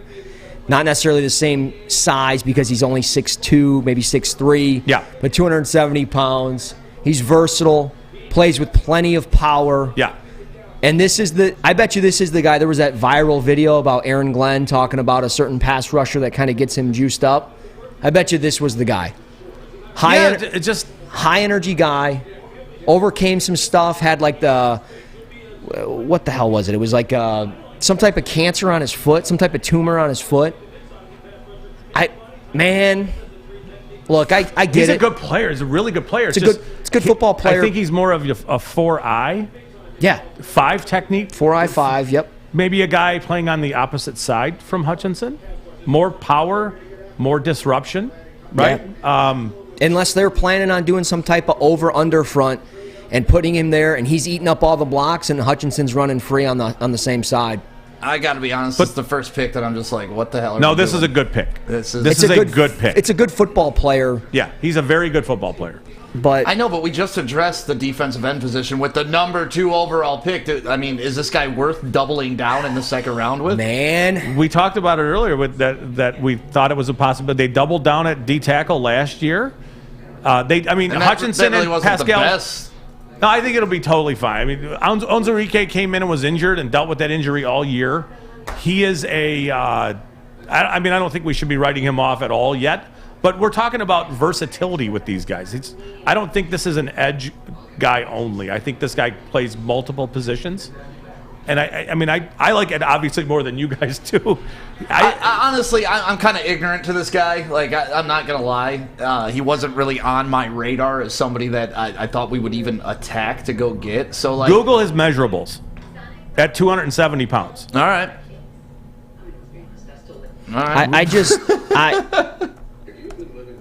I don't know. Normally I have something to say. And this one, I think it's a great pick. I mean, you know, the problem is we were talking ourselves into Brisker and Nakobe Dean and, you know, Malik Willis, and they are obviously players that the Lions have already passed on multiple times. You want to know what's crazy? Josh Paschal, 67th on my board. We give up pick 66, obviously, to make this all happen, and we take him at 46. If we would have taken him at 66, I'd feel a hell of a lot better about it. And I don't know, man. You have an opportunity for a QB. You have an opportunity at a linebacker that I think you desperately need. But it goes to our point earlier this past week when we talked about the linebackers and how we don't think they really value them. And they've already kind of got 4 put in the system that what they're trying to run. Yeah. But Jaquan Brisker's sitting there. He is sitting there staring you at the face, and you need another safety desperately. And he fits perfectly with what they need to play opposite of Tracy Walker, and you pass for a guy that you don't necessarily need. You don't necessarily need him, but, you know, I think his tape is really good. It is. And the things that he does, and I'm sure the culture fit and all the things that we want to talk about are really good with him. I do think that there are safeties that they will address. Like you mentioned Kirby Joseph. I know you like him. If they get him at 97, I'm back on. Okay, so assume that there's a player that, you know, a safety you like at 97, where you could look at this and say, yeah, it seemed a little rich at the time, but you know, you need more than one edge player. We don't know what's going on with Okwara. Charles Harris is a short-term option. This is a really good football player with really good tape. You know, I just everybody Google his measurables. And well, he's a good football player. I'm not against it. I just, man. 37 and a half vertical. After the high of the first day, though, this is not sexy. It is, no, but this is a building block piece. Like, I mean, this is a really good player at this point in the draft. He ran 4.77, vertical 37 and a half, broad jumped 123. You know, I think that Cujo Bob had a good comment here. As a DE prospect in the 2022 draft class, he scored a 9.47 RAS out of a possible 10, ranking him 77th out of 1,428 defensive ends from 1987 to 22. He's a freak athlete playing the position. I know. I mean, I love it. I think it's a great pick. Matt Wilhelm, great pick. PFF has him 90 overall grade, led the SEC in the edge, 90.4 run defense grade, and led the SEC. Boom, excellent. Yes. I mean, I don't know. It's just not the position we were talking about. It's not a position we were talking about. It's a player that fits what they're doing. I get it. He gets a lot of praise for his leadership. The quality of a character type of guy that he is very high, and he's exactly what they're trying to build up front in the culture fit. And he's the type of guy that's going to buy in and sell young guys to be What here. do you think about like NASCAR package 3 technique? With that dude. It makes sense. And he's going to get after it. He's a good football player. Yeah. It makes sense. But I'm looking at like the depth chart today. And I was hoping for a guy that's going to play today. Yeah. I don't know if he's going to play necessarily today. No. Michael Brockers is there. Aleem McNeil, he's not going to play nose. Levi, is this where they get rid of Levi and this is them saying, "Hey, we made a mistake"? No, because I don't think Pascal and Levi play the same position. I think he's more of a strong side D end to me, and I think you pair him opposite Hutchinson, and you have absolute freaks rushing the passer. So essentially, your top 6 edge rushers: Michael Brockers, Romeo Okwara, and now Josh Paschal, Aiden Hutchinson, Charles Harris, and Julian Okwara. Yep, and Okwara's coming off an Achilles tear. Michael Brockers is old. Yep. Older. Yep. It's not like this isn't a position they need to address. We don't know with Julian Okwara. We really don't know. Charles Harris is here on a 2-year contract. I think it's a 2-year deal. They cut him, if for some reason this is great and they cut him next year, it costs them $6 million to move away from him. So it's not like they're loaded at the edge position and they only needed one. Yeah, that's fair. You know, I'm not trying to talk me into this. I'm not trying to talk you into it. I just think that he's a much better player than what everybody's talking about, which is being disappointed that it's not Nakobe Dean. The Lions are telling everybody Nakobe Dean does not fit in our defense, period. Other teams are saying the same thing. They just are. I can't back off the Brad Holmes I trust, and I said no matter who he picks, I won't be sad. But this is I'm just shocked. He's one of the freakiest pass rushers in the class. I'm just disappointed. Oh, that's even worse. You sound like my father. I'd rather you be mad. That's the line, right? So I'm not mad. I'm just a little disappointed. Are you no longer a simp for Brad Holmes? No, I still am. Listen, if this guy comes out and gets us 12 sacks next year, and I'm sitting here like questioning him, I'm an idiot, right? Yeah. I gotta assume Brad Holmes knows what the hell he's doing. It's just we got the defensive end at the beginning of this draft. We could have attacked another position on defense, which I think we sorely need, but we need help all over the defense. Yeah. So, I'm a big fan of the games won in the trenches. We got another trenches guy. Yeah. Hopefully these can be bookends for many years to come. Yep. God, I hope let's so. Let's roll. Yeah, and both of them are freaky guys. And I guess maybe the guys that they were preparing to take, an Arnold Ebiketie or a David Ajabo, they all kind of just fell right there. Yeah. So I get it. Brisker, there you go. Brisker to the Bears. Yeah. That one's going to hurt. Yeah, that sucks. Right after. Yeah. That's going to hurt. This is like we're gonna talk about this point. Lord have mercy. Oh my God. But still, we're not in a scenario where I hate the Bears. What, can I say that on air? Can I say that? No, I can't. My son. Fuck the Bears? Yeah, there you go. Oh, your son's watching. I'm sorry. Don't say that. Don't say what your dad's friends say. He's heard it. He knows. When he makes a mistake, a bad snap in football, he knows. He knows. He knows. Jaquan Brisker, what a player. Former power forward, center, back in high school. Probably back when he was $170, averaging like 7 and 7. Good drink, by the way. A little 7 and 7 action. Not as good as Gypsy Vodka. No, that's true. What is? Give me an ad read. Let me read it off. Here, we'll throw it up on the back right now. Boom, Gypsy Vodka. Let's go. There we go. That's what we were drinking last night. And tonight. Yeah, exactly. You don't know what's down here. So I mean, they have the option and the capability of adding not Brisker, because Brisker is a really good player, but there are really good safeties still there in this class. There are. No, there is. Brian Cook, Kirby Joseph, Veron McKinley, Nick Cross. Yeah. New Orleans is. I would have never guessed the Bears would have doubled down on defensive backs. They got good football players there, but you don't have a pass catcher yet for your first round quarterback yesterday or last year, and there were some talented receivers on the board. New Orleans. Speaking of talented, look at Sam Howell's girl. All right. There's some talent. I mean, honestly, that's half the fun of watching the draft is watching who all these high-profile athletes are hooking up with, and it's always. Are you instantly going to their Instagrams or something? No. It's such an array of people. Like sometimes you're like, damn, like what the hell? Like Pat Mahomes and his chick. Like, what are you doing with that horse tooth chick? Like, why are you with her, dude? You're 400 million deep. At least fix her damn teeth. But, and then you look at a guy like that, and he's rolling out of college. You're like, all right, that guy's got some swag to him. What movie? Oh, it was Moneyball.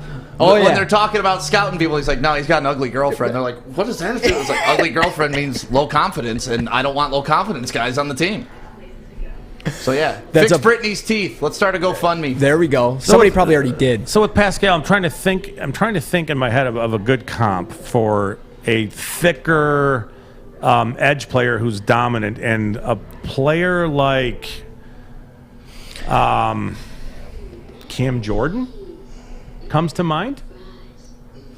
But Cam Jordan's a little bigger. Cam Jordan's Jordan's a little longer, bigger, I guess I should say. A little bigger. I think overall, maybe Cam's in the 280 range. Wouldn't surprise me if the Lions asked Pascal to put on 5 to 10 pounds and be that guy. His top pro comparison on mockdraftable.com, which is a very good site to use if you're into the measurables type of thing. Yeah. The top one is Erasmus James, back from Wisconsin in 05. Oh, that's a name I haven't heard in a Is while. Ogba on there at all? No, but that's a good one too. The most recent one is Cam Sample, who went to Cincy last year. 6'3", 267, was a fourth-round pick. But very comparable size. 6'2 3/4, 267. What did you say his vertical jump was? 37? 37 and a half. Yeah, that's exactly that's what that was. Yeah. So Cam Sample, pretty comparable too. Yeah. Different type of player, but Yeah. Yeah, I mean, that's one of the things. With Pascal, there's great tape. It's not just the measurables. His third highest pro comparison is George Karlaftis, for what it's worth, when it comes to measurables. Yeah. Yeah. And he's way but more he's a lot more physical. twitched up and physical. Yeah. Like, he can turn the corner, where with Karlaftis, there's not a lot of bend in his game. Are you just trying to talk the fan base into this Pascal pick? You are the voice of reason of this show. We are the emotion of just anger and happiness, and you are the He's a really middle good ground. player. He is. There's never a bad time for a team that has a lot of holes all over the place to add really good players. Yeah. So did we want another position? Yeah, I would have loved Brisker. I would have. But, Do you think they went best player available on their board, or do you think they went position specific with this? I think they went best player available, but it has to be a fit for where they are as a program and as a franchise. And I think with him as a multiple-year captain, as an SEC edge player, and being as productive as he was with everything that he put out and the way he plays, the style, the intensity, the tenaciousness, all of it adds up to be exactly what they are as a team, what they're trying to build. And it's never a bad thing to be continuing to bring those guys in, who are also athletic freaks. Would you have rather had Josh Pascal there or Cameron Thomas?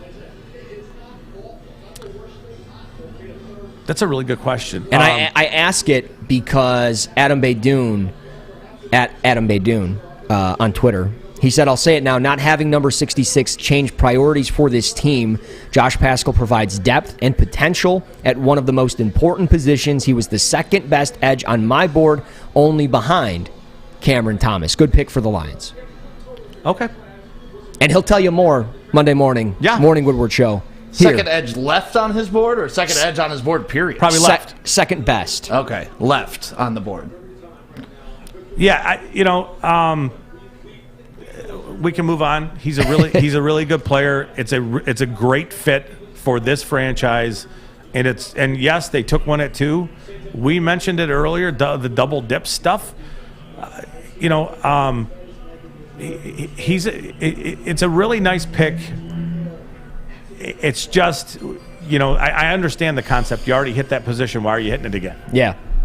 I get it. Saints are here. It's got to be Malik. Yeah, speaking of Cam Jordan. Yeah. Alontae Taylor. Oof. Wow. Oof. Okay. Okay, when we said there was good safeties on the board, we didn't mean him, New Orleans. Nick Cross is staring you in the face. Brian Cook, Kirby Joseph would have made a lot of sense to replace that Marcus Williams type of player.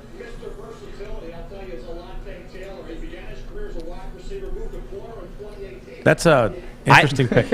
I don't like that pick. That's the worst pick of the night so far, in my opinion. Yeah, we're gonna.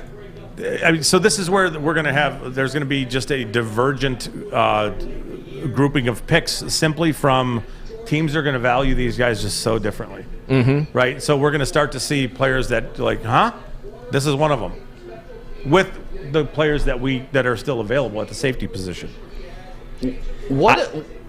Just to go completely off what the hell's going on right now? What the hell's going on right now? No quarterbacks? Is this the most disrespected quarterback class of all time? Have we ever gone this far with only one quarterback off the board? I feel stupid.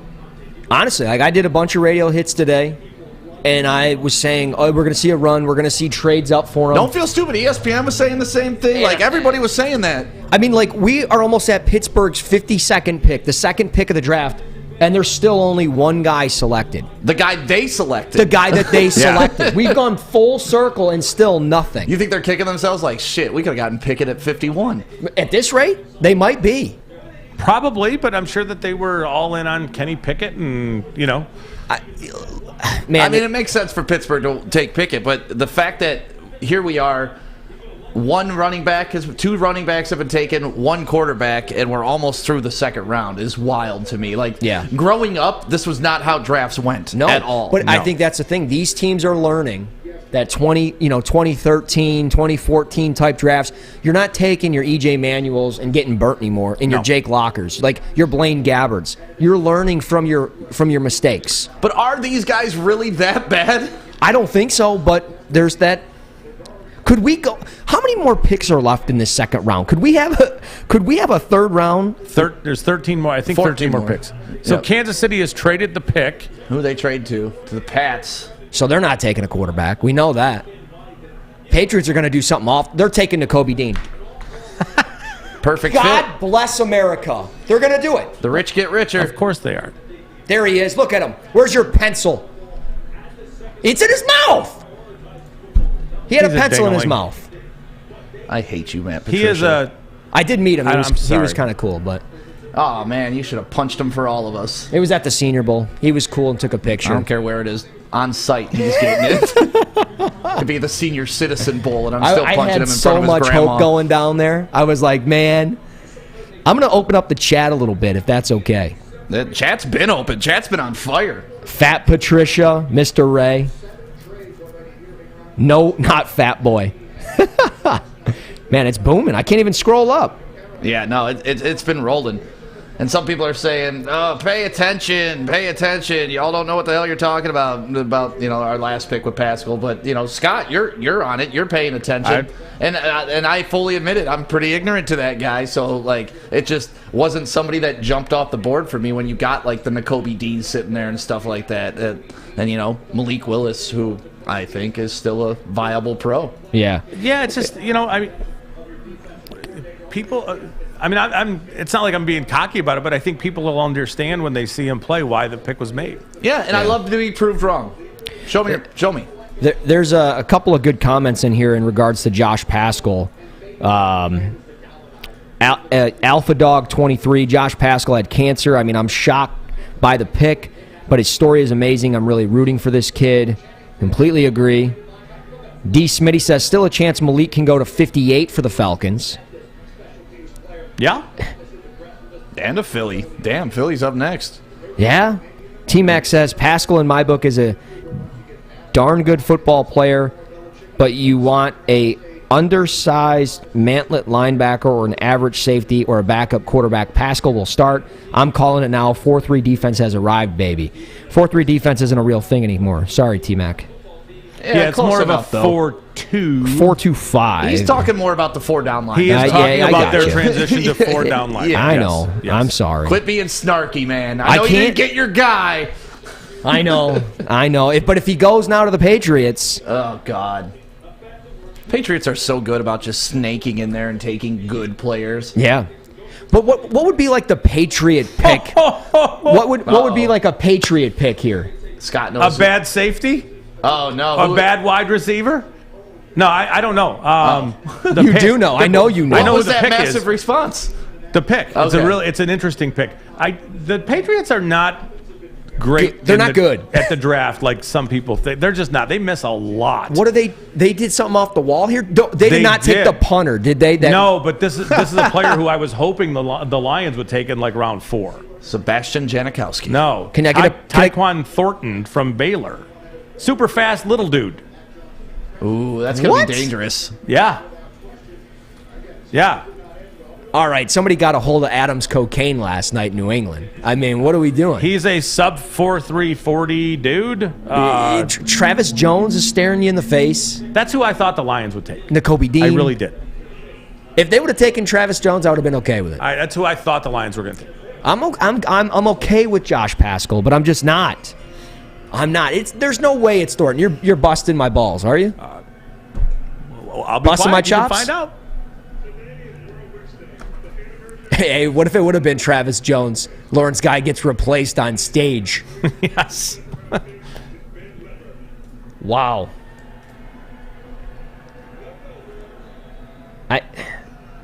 Wouldn't it be interesting if Nakobe Dean went at pick 52 just like Owusu Koromoa last year? We're kind of there. Pittsburgh. You said linebacker, Pittsburgh, first round. Yeah. Yeah. There you go. That's the pick. Could be. Wow. And I feel like, I mean, that's. I know I got crushed when I was talking about that month ago, with him being undersized and all those things, but it's just the fit at the NFL level is a problem. Yeah. Southpaws Labs says, at what point do the Lions move back into this round? Any point. Do you think that's a chance? Absolutely. You guys think There that's we a go. chance? Shut it. How nice it would be my to be able to say that, though. Right?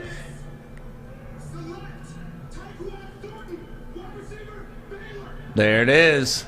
There it is. One, he's super pumped. Good for him. But also, like, if that was me, I would have been like, wait, what are we doing? I'd be up there. And with the Lions, the number 2 pick, Dude, the 1957 world champs select. Dude, if it would have been something like that, I would have changed it. I would have been like, Nakobe Dean. That would be funny. Change the whole draft. God, I wonder if that ever happens. That would be insane. Yeah. This is incredible. Yeah, it's there There are some very good football players still left in this draft. there are a lot of good. I mean, we're mid-end of round 2, and we talked. The strength of this draft was not in the top 10. It was more, say, pick 20 to 25 middle. to 75 to 90 kind of range.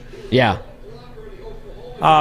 It'd be be an interesting place for the Lions to move up to. I don't know what you give up at this point to do it, but there are. And what are you moving up for at this point, right? There are really good players still available. Who's on your board? Who's your top on your board? Not necessarily a board, but I mean there are. Travis Jones is still available. Not that I mean, I think people would lose their minds if they took another defensive lineman. Yeah, but I Channing would. Tyndall, Chad Muma, linebackers, Leo Chenal. I will say that's an important thing. No linebackers, I think, have gone today. Only 2 went yesterday. If they keep falling down the board, at some point, maybe the Lions in the 3rd round move up and get one of those guys. Yeah. I would have to think, though, Philly, Pittsburgh here, potentially linebackers. They were rumored heavily to be in the linebacker market in the 1st round. Yes. So we'll see. Yeah, But- and so with some of the injuries, maybe there's some injury stuff going on with Maybe. with Dean that we don't know about. I've heard there was some knee issues. Yeah, it's a thing. We'll see what comes, but I can't believe we haven't seen a tight end. I know that, and it's a good tight end class. Hey, Trey McBride. There's no like Kyle Pitts of this. There's No, no no, transcendent no. tight end, right? No, but for where we are in this draft. it's like the Cole Kmet class. Yeah, good player though. Yeah.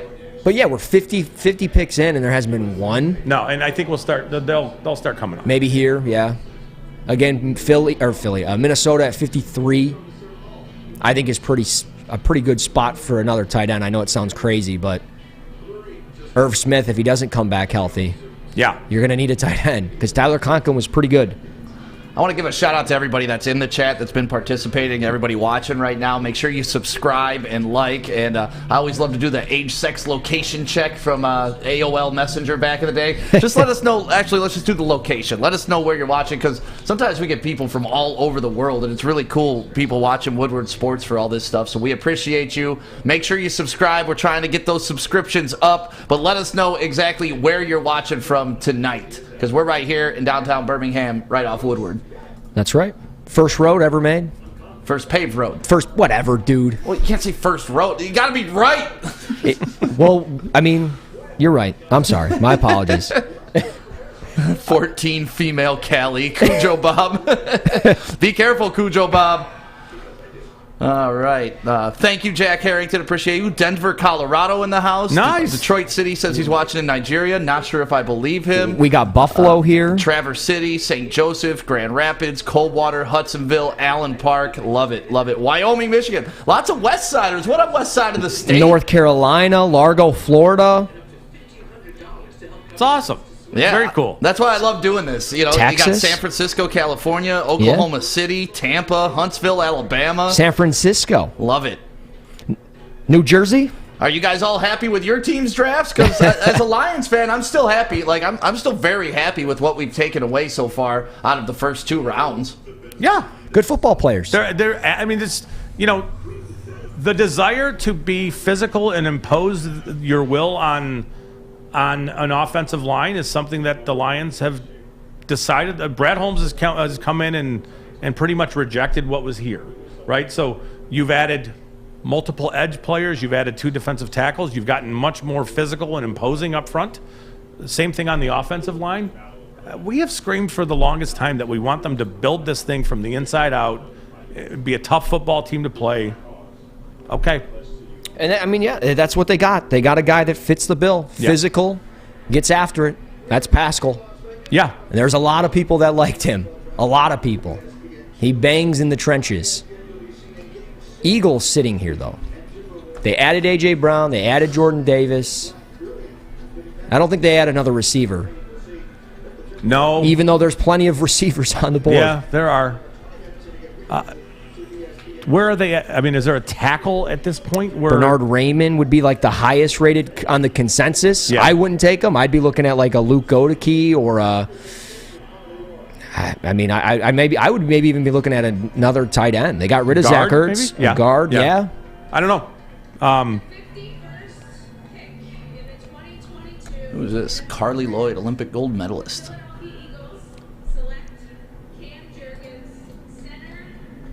Cam Jurgens. That's a good pick. That is he's a good player. That's a very good pick. Yeah. This is an interesting guy. Late on the watch party for me.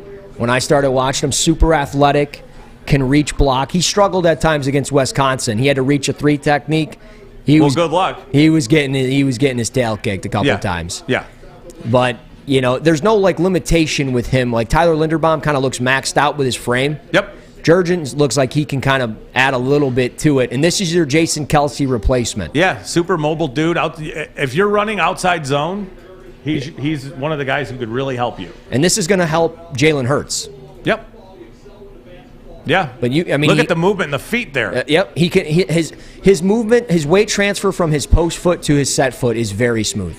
And it's something that you would admire out of like a left tackle. Yeah. No quarterback still.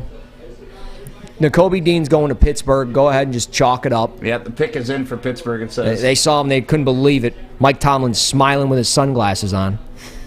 I love Mike Tomlin. Mike Tomlin is like my ideal head coach. Boy, this is Steelers a pick as there ever is. You already know who the Steelers are picking? Yeah, this is a great one. Nakobe Dean. No. No? Look at Chase Claypool. He's happy he's finally got a quarterback. Yeah. He's played his entire career with a dead guy out there, pretty much a corpse. Hey, leave Haskins alone. No, I'm talking about Big Ben. Stick.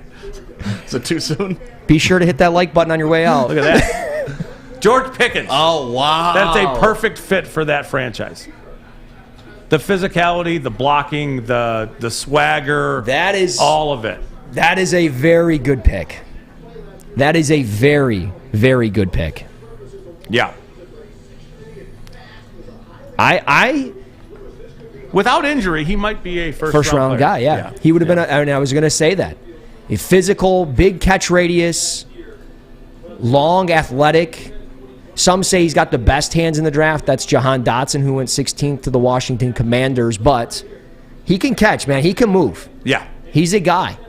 Yep, some off the field with him. That's probably why. I mean, there's some injury, there's some off the field, so he slips to this point. But you're looking at a pretty imposing guy. Yeah, you know, a guy who can beat you in a variety of ways. That's a great catch. So it's now Deontay Johnson, Chase Claypool, Anthony Miller, Miles Boykin, and now George Pickens to round it off with Pat Freiermuth and Najee Harris. Yeah, That's a solid young core right there. With And Kenny Pickett. Right, You know, right. Who's probably taking ready over to, at some point. He's probably ready to go, to be honest. Pickett, yeah, I think that's the lure with him. Is he's probably the guy who's NFL ready day one. Yeah. He's also like Oh, wow, the 30. Colts are already picking. Here comes the receivers. Alec Pierce. Who the- Jordy Nelson 2.0. All right, so if Alec Pierce is off the board, and we think at some point we think the Chiefs are going to address wide receiver, right? Yeah. Sky Moore. Absolutely. That would mean, be the guy. 54. Yeah, like that's a home run kind of a play. Yeah. And for what they have, right? Like you have Juju Smith-Schuster, slot receiver only. You have Valdez Scantling, who's an outside X. Right. You need playmaking, bursty player. I'm not saying Tyreek Hill because that's a little bit silly. Yeah. But you need a guy with some juice. Some juice. Yep. And I mean, I don't know exactly what they're thinking, and it may not be a receiver, but at some point I think Sky Moore is a value at this point in the draft. Yeah. There were some talking about him being a late first, which was reasonable. But I don't want to cut you off, but ESPN showing the comparable there of Jordy Nelson. I just want to say I did not read anything on that. I have proof. I was on a Buffalo Bills to Sky Coverage podcast for Cover One 2 months ago, and I talked about that after the combine. And I pulled up the numbers, and I go, holy cow, that's Jordy Nelson, and that's who he is, man. That's a phenomenal pick for Indy. Yeah. Good for Matt Ryan. And Desmond Ritter's happy for him. Good dude. That's awesome. Very, very cool. I cannot believe there has not been a trade up for a QB. This is incredible. Well, and we're getting to the point, none of these guys need a QB coming up. Kansas City, they don't need a QB. Arizona doesn't need a QB. Dallas, okay, maybe you want to start thinking if Dak gets injured again because he's been injury prone, but Yeah. they don't need a QB. It's just this has been one of the most wild drafts as far as position drafting that I've seen in a long time. Yeah, this has been very interesting. There's still good players on the board for quite a while. Honestly, you know who would be a good fit here? Travis Jones. Yes. Along Chris Jones. I know they took McDuffie and Karlaftis already, but you add Travis Jones into the mix of that defense that they've already added to. And it's looking pretty good in a very competitive AFC West. But I'm with you. Sky Moore is staring them in the face. Yeah, it seems like that's kind of if we're looking at needs, like just pure needs. I think they need a receiver. They don't need. It's not like they're desperate. They don't have receiver like the Bears. It's confusing what they're doing, right? Right. I mean, they have options, but it's not like Juju signed a 1-year deal, right? Yep. So there's not a lot of long term there. So you need a player you can develop and you can grow with. I could see them going after one of the tackles, though. We haven't seen an offensive tackle. I know they have Lucas Nyang, and he's only like 23, 24. Yeah. But you could go out and you could get, an Abe Lucas, a Bernard Raymond, my personal favorite, Luke Godeke. They've gone to the Central Michigan well before. They sure have. And it did okay for them. Luke Godeke could be a plug-and-play right tackle for them. Perrion Winfrey's interesting. Yes, he is. That's an interesting one. I didn't even think of him. I cannot believe Nakobe Dean's still on the board. Every time I look over and I'm seeing Mel Kiper's big board, number one. Dean, number one. He's been there forever. What do you think's going through in Nakobe Dean's head? Because we've seen, the Aaron Rodgers saga, him drop all the way down. We've seen people fall till day 2 and stuff like that. But this is a pretty big fall from grace. It is, and it makes me wonder about injuries. I mean, I know that there's the the size and all that stuff.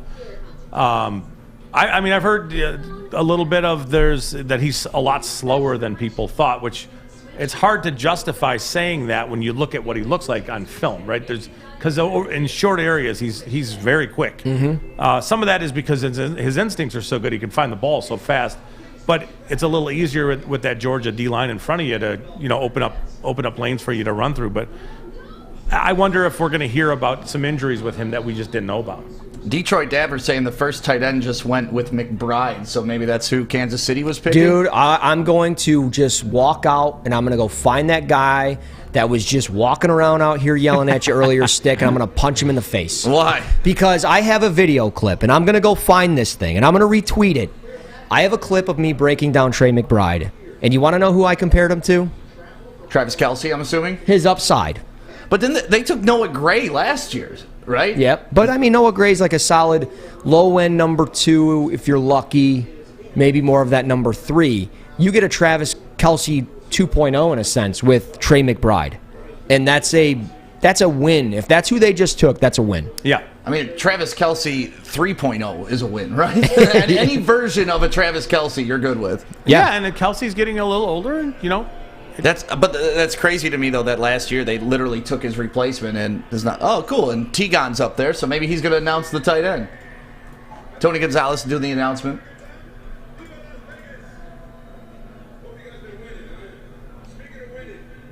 All right.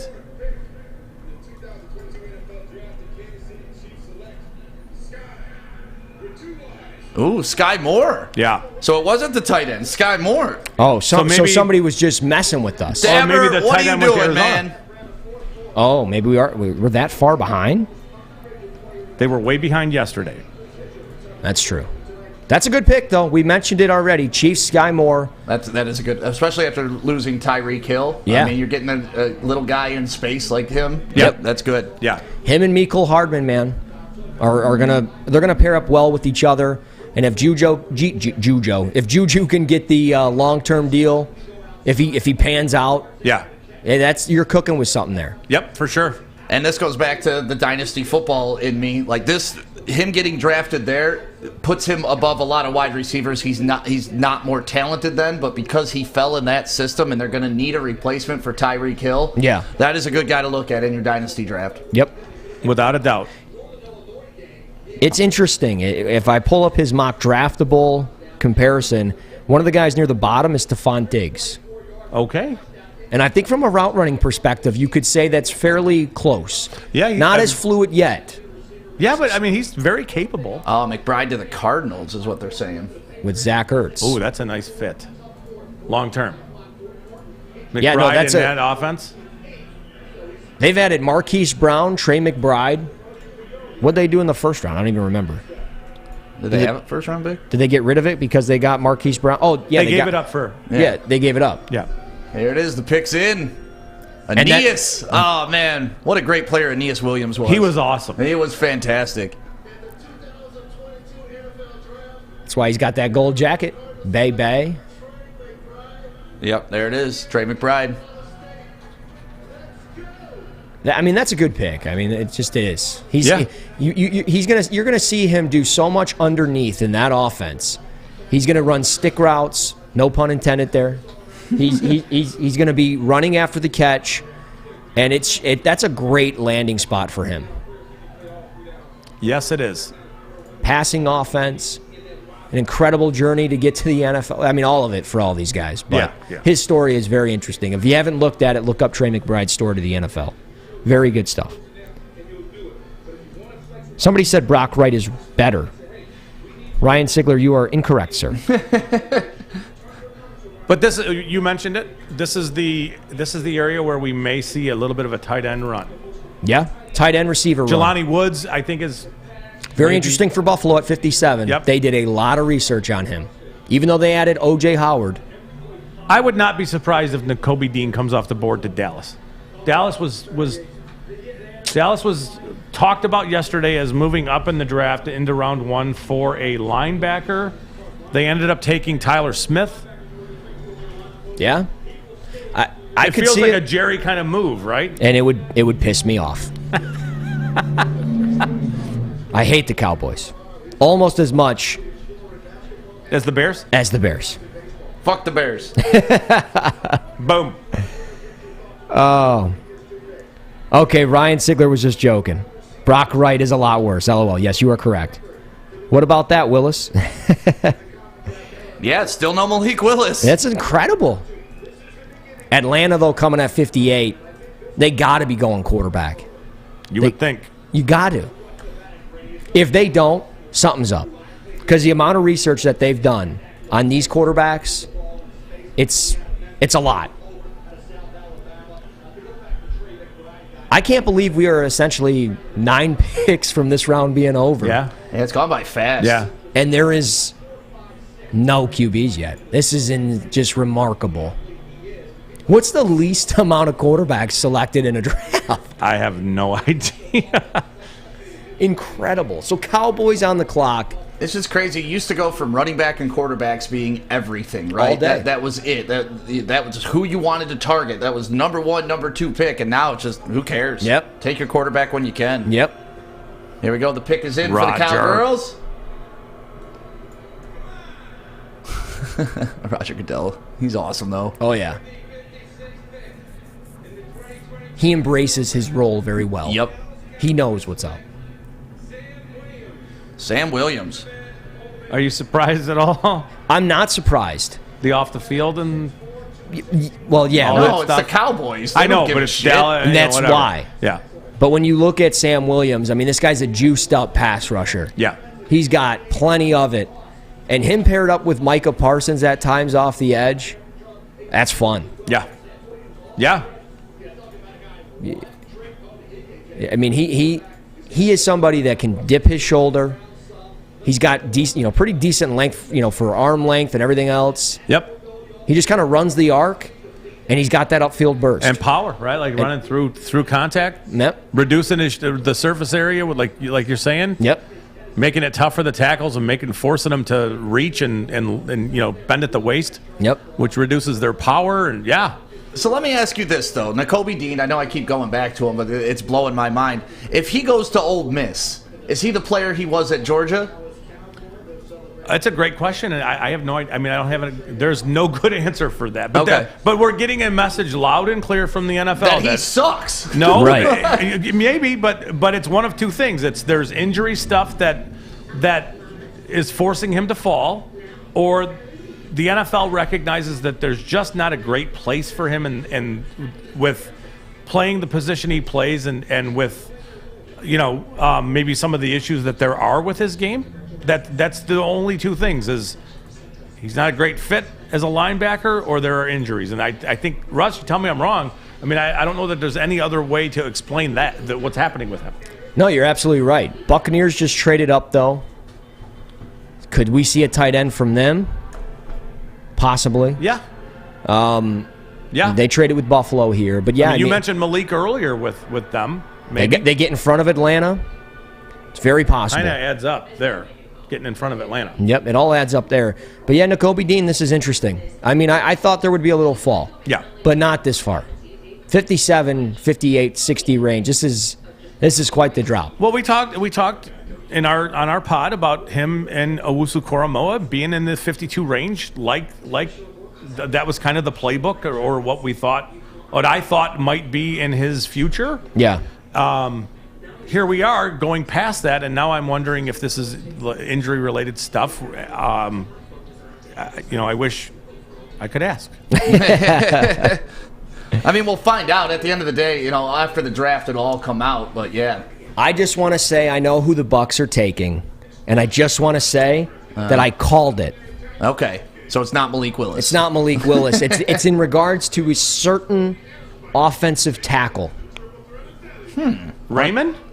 Why don't you just say it, man? Luke Goedeke. There you go. Luke Goedeke. Goedeke, I think. I've been saying for months, Luke Goedeke over Bernard Raymond all day, every day. And good football teams listen to Russell Brown. Yes, I said my name in third person. You did. Yeah, that is. You're feeling yourself this week, man. I am. Woke up, 4 hours of sleep, top 10 mock draft, and I'm here in the Woodward Sports Studio. I can't really get much better than this. Living out a dream today. It's crazy how many good NFL players Central Michigan and Western Michigan turn out. Yes, the MAC conference is very underrated. Is There you that? go. I threw it up on the board, so it better be official. I made the graphic and everything right now. I mean, Now, do you think he can play guard for them? he could play guard for them. Yes, Is that his? I his like him at right early- tackle. Yeah. I mean, I think you play. I mean, I get it. Tristan Wirfs. Yep. He's probably going to move inside. Yep. considering everything. It's a great fit, though. It's a great fit. I mean, it could very well be a plug-and-play type player. So let's see, how many picks do we got left? We got, 6 picks left in this second round. My goodness. And the Lions are picking 97 next, right? Yeah, in like a month. In a month. Yeah. I do like how progressively it gets quicker, though, through the draft. You know, like first round's 10 minutes, second round's 7 minutes. I think third round's 5 minutes, and then fourth round's just the speed round. Yeah. The Bills traded 57. The Bucks traded 60 and 180. 60 and 180 to get there? Yep. The pick is in. I'm fairly... Titus O'Neil. And who's next? Atlanta? Oh, man. Better be Luke Godeke. Better be. I made the graphic. It is. Okay. All right. I was like trying to find the original tweet. I was like, I just saw it. What up, I am Salty? Yeah, how's the chat doing? What do we got going on there? I haven't opened it I in a pissed a minute. bunch of people off with that Haskins joke. Uh-oh. But, yeah, other than that, we've been doing great. There you go. There it is. Luke Godeke, Central Michigan's finest, baby. Let me just say, 66th ranked player on my board. Fire up chips. Fire up chips. This kid would have played more during the Senior Bowl week, was hampered by a hamstring injury. Former tight end. Oh, no. Hey, breaking news here, not to do with football, but 76ers All-Star Joel Embiid suffered a right orbital fracture and a mild concussion Thursday, out indefinitely. Give him a face mask. Go Rip Hamilton style. Let's go. Didn't he already have a face mask? Yeah. Suck it up, Buttercup. Dude, I mean, he's got the hand injury now, and then that. Broken right orbital. Wow. I know who goes 58th overall, and the fact that this player went over another linebacker that will continue to remain unnamed until he goes in this draft, pretty incredible. Are we talking about Troy Anderson? Troy Anderson, Ah! Troy Anderson's next. Is he going to play on the offensive side Who's of the ball? taking him? Atlanta? Atlanta. Atlanta's taking Troy So Anderson. no quarterback, no Nakobe Dean. What the hell is going on? I will say for Bucks fans out there, on Luke Godeke, watch his game against Missouri. That is like teach tape for any offensive tackle that you have on your high school football team. It is very square, controlled, shooting his hands consistently inside the chest plate. Godeke to the Bucks. That's a swing and a win for me. That's a solid double, as we would say. I would love to find high school players who are willing to use their hands. Yes. Because You mean not to go chest to chest? It is, yes, like Or elbows? or the flipper thing. Like come on, but yeah, it's. I get it. I mean, what these guys do at this level, it's ridiculous. It's amazing. It is. And if the Troy Anderson thing is legit, which I believe it is, I will say that's a good pick for a team that needs talent. Smart player, former linebacker. He's just super raw. Yeah, right? former running back, quarterback. He plays the linebacker position like a quarterback. He navigates like one. Yes, and so there's I think special teams is in his future. We're going to see him take a little time to develop and figure it out. There's a lot of, to me, guessing in his game. Right. Bad gap discipline, that kind of stuff, but he's very new to the position and is an incredible athlete. So you can understand the upside. I love athletes like this, though. I love guys, like a Logan Thomas. He started out as a quarterback. Now he's a potential top 10 tight end guy, right? And I love athletes that they go with it. All right, I started out as a quarterback, or I started out as a running back. You moved me to quarterback. All right, that wasn't enough. I'm going to play inside linebacker for you. Like, to me, those are Dan Campbell guys because that means they're just football guys, period. Yes. Right. All right, I'm glad we all agree. Thank you. Yes, we do. I mean, he is a very good football player. It's just there are linebackers available, not named Nakobe Dean, who I would have thought would have easily gone before Troy Anderson. What are they doing? Chad Muma. They switch off Christian the draft. Williams. They did. They switched off the draft for the basketball game? What the hell is this? Is it on ESPN 2 or something? Yeah. There it is. What a bunch of crooks. I don't want to hear Van Gundy. There's Troy Anderson. So at least you had that pick ahead of time. So we're right on schedule still. We are. We're there. Yeah, I'm curious, who plays first, Nakobe Dean or Joel Embiid? Jeez Louise. This is incredible. I mean, craziness. Minnesota is going to sit there and they're going to take Nakobe Dean. They moved around. They got extra draft capital. They're going to go out and they're going to get their guy. Nakobe Dean, plug and play him in the middle of that defense. Change the channel. Yes, I had to change the channel. I'm looking at the chat here. The pick is in. Yeah, hey, shout out to Matt Wilhelm in the chat. Montana here. Yeah. One of your guys go. Vikings pick is in at number 59. What do you think of that draft for the Falcons? Ebiketie, Anderson, London? It's everything that they needed. Yeah. And they need everything. Yeah. I mean, I think Anderson is a reach here because of what's on the board. Because of what's available, but I also understand that they're rebuilding, and if you view his upside as a few years away, I understand that. Yeah. It's just I look at Christian Williams and Muma and Chenal, some others who are not, like I said, not named Nakobe Dean, who might be better players. Incredible. Ingram? Add Ingram going here. 79th player on my board. Kind of, I think, almost a plug-and-play guard. Yeah. Similar to like Damian Lewis, who came out of LSU a few years back, goes to Seattle, plug-and-play type of guard.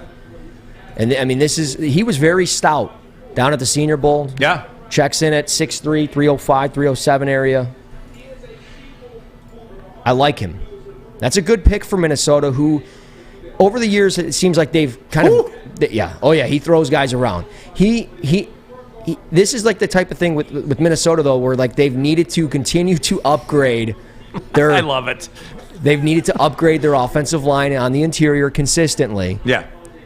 And this is one of those guys. Who was the kid out of Oklahoma they took a few years back? That was in there with Cody Ford, the center. His name is it's on the tip of my tongue. Drew Samia. Yes. And I didn't even look that up. That's really well done, because that's a deep dive, because he really hasn't played. That's all I do, baby. I swim in this stuff. That's what we're doing here. But yeah, I mean, Ezra Cleveland was somebody they reached for last year. Yeah. They didn't really have a right guard. They bring in Jesse Davis, who's a liability out there out of Miami. They drafted Wyatt Davis, though, who I like. Yeah. But they go this route. It's a new regime, though. So Buffalo Bills are up, though. They moved back. They were the ones that did the Bucks trade. Nakobe Dean. Good football player for a good coach, a good scheme. See, I'm looking at Leo Chenal here, and I'm thinking he is a value at this point. Yeah. Kind of a throwback body, but a really, really intriguing athlete. Now, Chenal's not a player that I think you should drop into coverage. No. Ever. No. Ever. He's a box player. But he is a dominant box player. Yeah. Right? And also really, really good rushing the passer, kind of running through gaps. Yeah. A really intriguing linebacker. An interesting fit maybe here would be Travis Jones. Yeah, I mean, to pair up with Ed Oliver, you kind of get the guy with some size, and then you get the speed. Yeah. The quickness, the explosiveness that is Ed Oliver. That would make sense. I know they added, Daquan Jones, but this would make sense. Oh, and they traded. To who? The Lions. The Bengals. So who did Cincinnati? Cincinnati's moving up? Offensive lineman here? Yeah, Cincinnati's got in at 60. I mean, could they get an offensive lineman here? Darian Kennard out of Kentucky? Bernard Raymond, maybe? Yeah, I was thinking Raymond. Linebacker for them? Abe Lucas. If they take Nakobe Dean, the rich just get richer. Go to a Super Bowl and you still draft Nakobe Dean. How's that even? That's not even fair. So, Nakobe Dean just texted with source, torn meniscus in his shoulder, which isn't really a thing. You don't have a meniscus in your shoulder? So maybe he got it from a dead guy. Maybe. I'm assuming he means knee and shoulder, but I don't know that for sure, but that would make some sense.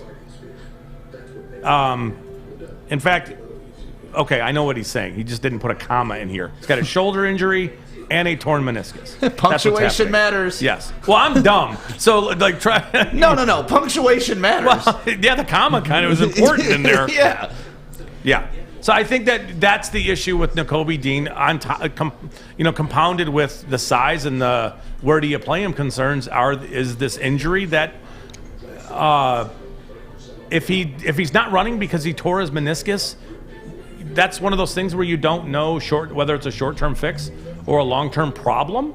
Right. You know, I mean, if you have a meniscus here and it's minor, you go in there and they just pull the little piece out and you're good in a couple weeks, if not sooner. If it requires sewing it together, then you have a long-term problem, and you are on crutches for many months, and you're just not playing for a little while. So maybe the unknown there is a problem. Mm-hmm. It explains some things. Don't know for sure that it's not. I mean, we don't know what his fit was in the NFL anyway. Right. And putting the injuries in there, that's a problem. I could see the Bengals making a move up here for a corner. Eli Apples, I mean, I can't. You can't sell me on that. Yeah, you can't. After the last game that we saw. Yeah, no, you can't sell me on that. So maybe it is like a Cam Taylor Britt here or something. I think that'd be a solid fit for them. Yeah. Fight Forever is saying that is a good corner. Fight Forever says Cam Taylor Britt is a good corner. I interviewed him down at the Senior Bowl. He'd mentioned. I think I mentioned on Big D Energy today, and he was somebody that constantly was talking about Chris Olave and how he is so fluid and how he had to basically train consistently 15 hours to prepare for that type of matchup every day. And he did. And he did well. And he's very knowledgeable within his drops in zone coverage, good length, physical, smart kid, man. Be a good fit for Bengals. And I mean, looking at their needs, it's probably one of their biggest needs. Yeah. I mean, you mentioned linebacker, but Logan Wilson, Jermaine Pratt, Marcus Bailey. Could they? I mean, offensive lineman also makes a lot of sense, though. Continue to go in and help that. Yeah. Help. Yes. Look at Mel Kiper's big board. It's all quarterbacks. Malik Willis, Matt Corral, Desmond Ritter, and then Nakobe Dean. Abraham Lucas would be a really intriguing pick here, but I'm kind of with you. I think adding to the secondary and bringing in some talent probably makes some sense. Yeah. That's how my board in looks, the AFC. Though. All those quarterbacks, that's what my board's looking like right about now. All right, here's the pick. I think I'm down to DeMarvin Leal. That's not a quarterback in my top 50. Is Isaac Curtis actually orange? He's got that. He's matching his pocket square. He's got that Bengals pride. Who day? All right, who is it? Nicely Cam done. Taylor. Great pick. There it is. Happy for him. I'm telling you what, every guy I ever interviewed just goes to the Bengals. Marcus Bailey, Cam Taylor Britt. That used to be a bad thing. And it's a good thing now. Right. This dude, hey, he's so tough. He chipped a tooth or whatever, went to the dentist, and was back at practice by 4. That's the type of guy. Put his mouthpiece in and said, I'm ready to go. Atta boy. Teeth ain't gonna bother me. If I chip a tooth or something, I'm out for a couple days. Yeah. Look at that. Look at that length. Yep. Levitates. The guy's like Chris Angel, man. He just levitates. Yep. Talk him up, hype him up, Yeah. love him. I like it. Very, very good pick. Southpaws Lab says I'm on my game. Of course I am. I'm always on my game. Ah, yeah. His real name's Broder. What up, Matt Broder? He plays on my softball team. That's Softball Slabs. Oh, really? Oh, softball slabs. Slab, yeah. Oh, okay. Yeah, Southpaw. He's a left-hander. Attaboy. Slabs for the pitching mound. Yeah. Yeah, dude knows everything there is about trading cards and stuff like that. So if you ever want to talk that, Southpaw Slabs, that's where to go. All right. And the kid's a hell of a softball player. He used to pitch at University of Michigan, too. Really? Yeah, our softball team's no joke, man. Don't mess with the Space Dogs. I'm going to have to dust off the cleats. The Space Dogs. The 49ers are in. Who are they taking? What do we have, 4 picks? Yeah, we're at 61 right now, so yep. Who are they sending out there? Brees Hall? Who's this guy? That Brees Hall? They're sending him out there to do the pick already. 49ers up, though. Isaiah Spiller. Could be. N'Kobe Dean. I'm going to just keep saying Brees it. Hall's... What the hell is going on? Why is Brees Hall getting his hat? Well, I think he was invited. Yeah, but that was 25 picks ago. Yeah. Huh. Okay. All Cool. right. Congratulations. You were drafted 2 hours ago. Welcome to Vegas. Thanks for showing up. Thanks for leaving your dinner reservation. There's been so many bizarre things to happen, like the old man just going off and the lady in the dress coming out and telling him to just read the damn pick. Now they're announcing Brees Hall. It is Vegas. Yeah. I mean, it kind of fits. It sticks right, though. The weirdest draft we've seen in a while. Yes, quarterbacks. For sure. Welcome to Vegas. Yeah, well, what stays in Vegas? The quarterbacks might stay in Vegas. I mean, wow. Hey, look, we see the 49ers draft room, but we don't see their war board. Funny how that works. But if you put your cameras up on an angle and show the table. 49ers, though, I think a guard makes a lot of sense here. Colton McKivitz and Daniel Brunskill. Where do you have Dylan Parham? Memphis. He was a late guy for me, so I don't have him graded. Okay. But he was somebody that's very intriguing. Former tight end. He added like 60 pounds. Yeah. Moves very well. He moves like a tight end. That'd be a good fit. He could play 3 positions for them. Center, either guard spot. He's one of those guys. Parham is one of those dudes who I thought, around 4-5 would be really intriguing here. Yeah. As a player who could play multiple positions, and I think he could start pretty quick for you if you needed him to. What are they doing? Why are they still featuring Brees Hall? They have his picture up in the background. What the hell is going on? Is he part of a Debo deal? No, I'm kidding. I don't know, but why the hell are they doing this? Did he talk to them like, hey, I missed my stage moment. Can I come up there and can you throw the graphic up so I can get a picture? Right. This is bizarre. 49ers pick is in, though. Pick is in. I mean, I didn't even look at defense. I knew offensive line was pretty rough. I guess a safety over George Odom, maybe. They signed Charvarius Ward. Who are their pass rushers? D. Ford, Javon Kinlaw, Eric Armstead, Nick Bosa. Not bad. Kerry Hyder's a backup. Sampson. Javon Kinlaw has not really... Not been the guy that they thought. Yeah. What do you think, Travis Jones? Maybe. Perion Winfrey? I don't know.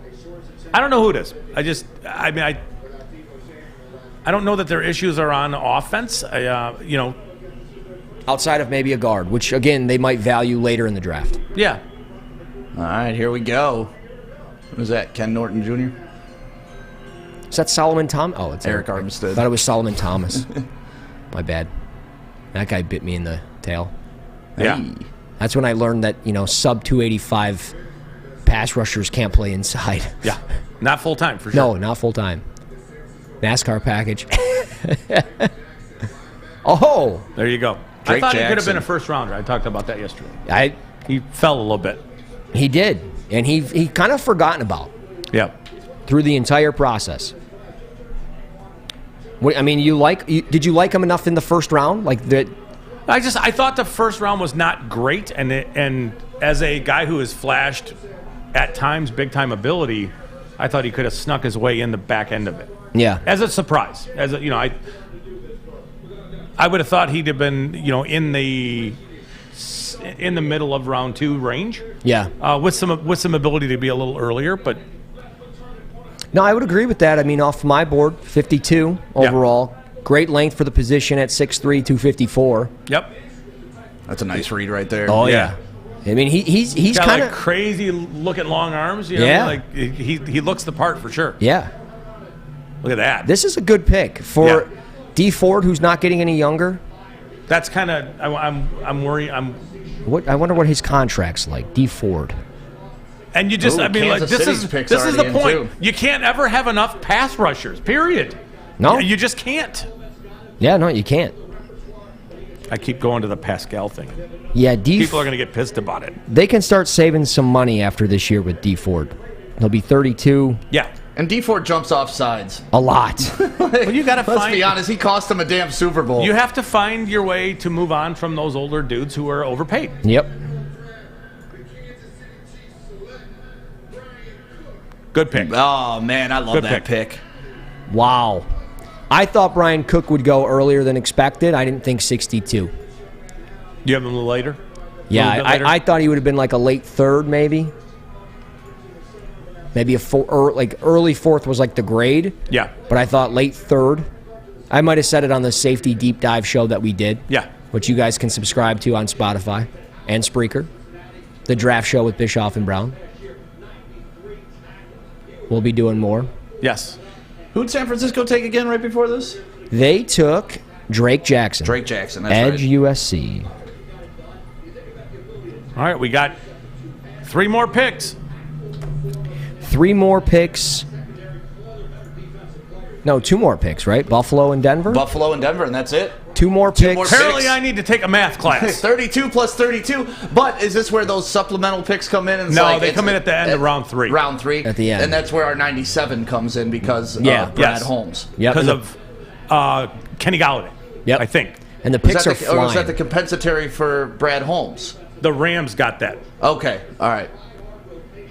Good old Kenny Galladay, man. How good does that non-signing look now? 100%. Matt Stafford made him some money. Oh, yeah. Good pick for the Chiefs, man. They needed that physical guy in the box to kind of replace the honey badger. Not going to be as versatile. Probably not going to have the same type of ball skills. But that dude hits. He's that type of enforcer that's just going to bang on the penalty kill. He's a grind line type of guy. And it took him Those a long... are glue guys. Yeah. Got to have them. Yep. It took him a long time to kind of get where he needs to be today. But he's there. And he is going to be a good football player. That's a good pick. The Bills are on the clock next, and the pick is already in. So, yeah, we're damn near closing out this second round. Could we see a running back here? Many people thought Breece Hall at 25. Yeah. Spiller? Spiller? Spiller. Damian Pierce, maybe? James Cook is that pass-catching type of guy. Honestly, if it were me, I'd be taking Calvin Austin. And that would be my Tariq Cohen-like player. Well, they lost Beasley, They lost Beasley. and that would be a very juiced up. Slot dude. player. That Yeah. would be the guy that I'm taking. Yeah. And if that's the pick, I think I've gotten more second-round picks correct than I did last night. You should have submitted a mock draft. No way, dude. I did that one year, and I was like, why did I waste my time? Yeah, it's so hard. I did do like a little simulator, though. And I'll tell you this, I didn't have no quarterbacks in round 2. Looks like Adam Baydoun wants to join us via VMix. Get him in here. Yeah, he's coming on. So He can take over for me. I'm out. Oh, yeah, no. I told him, I was like, dude, we're ending after the second round, so you can come on and say goodbye. But, yeah, for sure. Come on out, boy. Adam Baydoun. Yeah, he's had a good time. His caller name is Malik Willis Sucks. There's a comment in here, Detroit Dabber 313. Malik putting a Fresh Prince. Why didn't he want me, man? Why didn't you want me, Dad? Adam Baydoun, can you hear us? I can hear you guys. What's up? There he is. Look at him. Where are you at, your mansion? What are you doing? No. I'm having dinner. Ah. It's nice to see you. How you been? Honestly, Scott, I don't like you right now. I know. You cost me $1,000. I I haven't know. forgiven you yet. You But won it's it back, okay. though. I'm feeling. Oh, I did win it. I feel Absolutely. badly You gotta about lose. I that. don't lose, man. I don't lose. I gotta say, Josh Pascal to the Detroit Lions home run at 46. You know what? I might have been a bigger fan of Cameron Thomas as a prospect, but Josh Pascal is an absolute unit. This is a guy that had the highest PFF grade coming out at the SEC at the edge position. My goodness, the Lions got a great football player, man. They got a great football player. And again, it's just another Brad Holmes 100% 10 out of 10 move. And I got to say, guys, Malik Willis not looking so good. I know some of you in there are big Malik Willis fans. Number 2, baby! All of the Malik Willis people at number 2 suck my dick.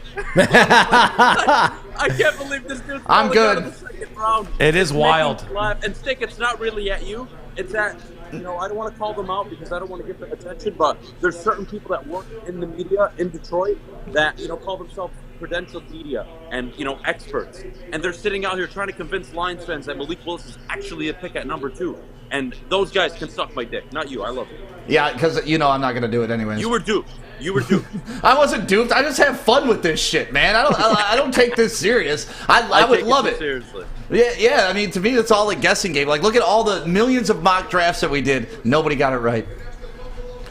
Yeah, I mean, hey, I was one of the few people that had Pascal going at 34 and 66. So, The Bills' pick is in. Let's see who the Bills are picking.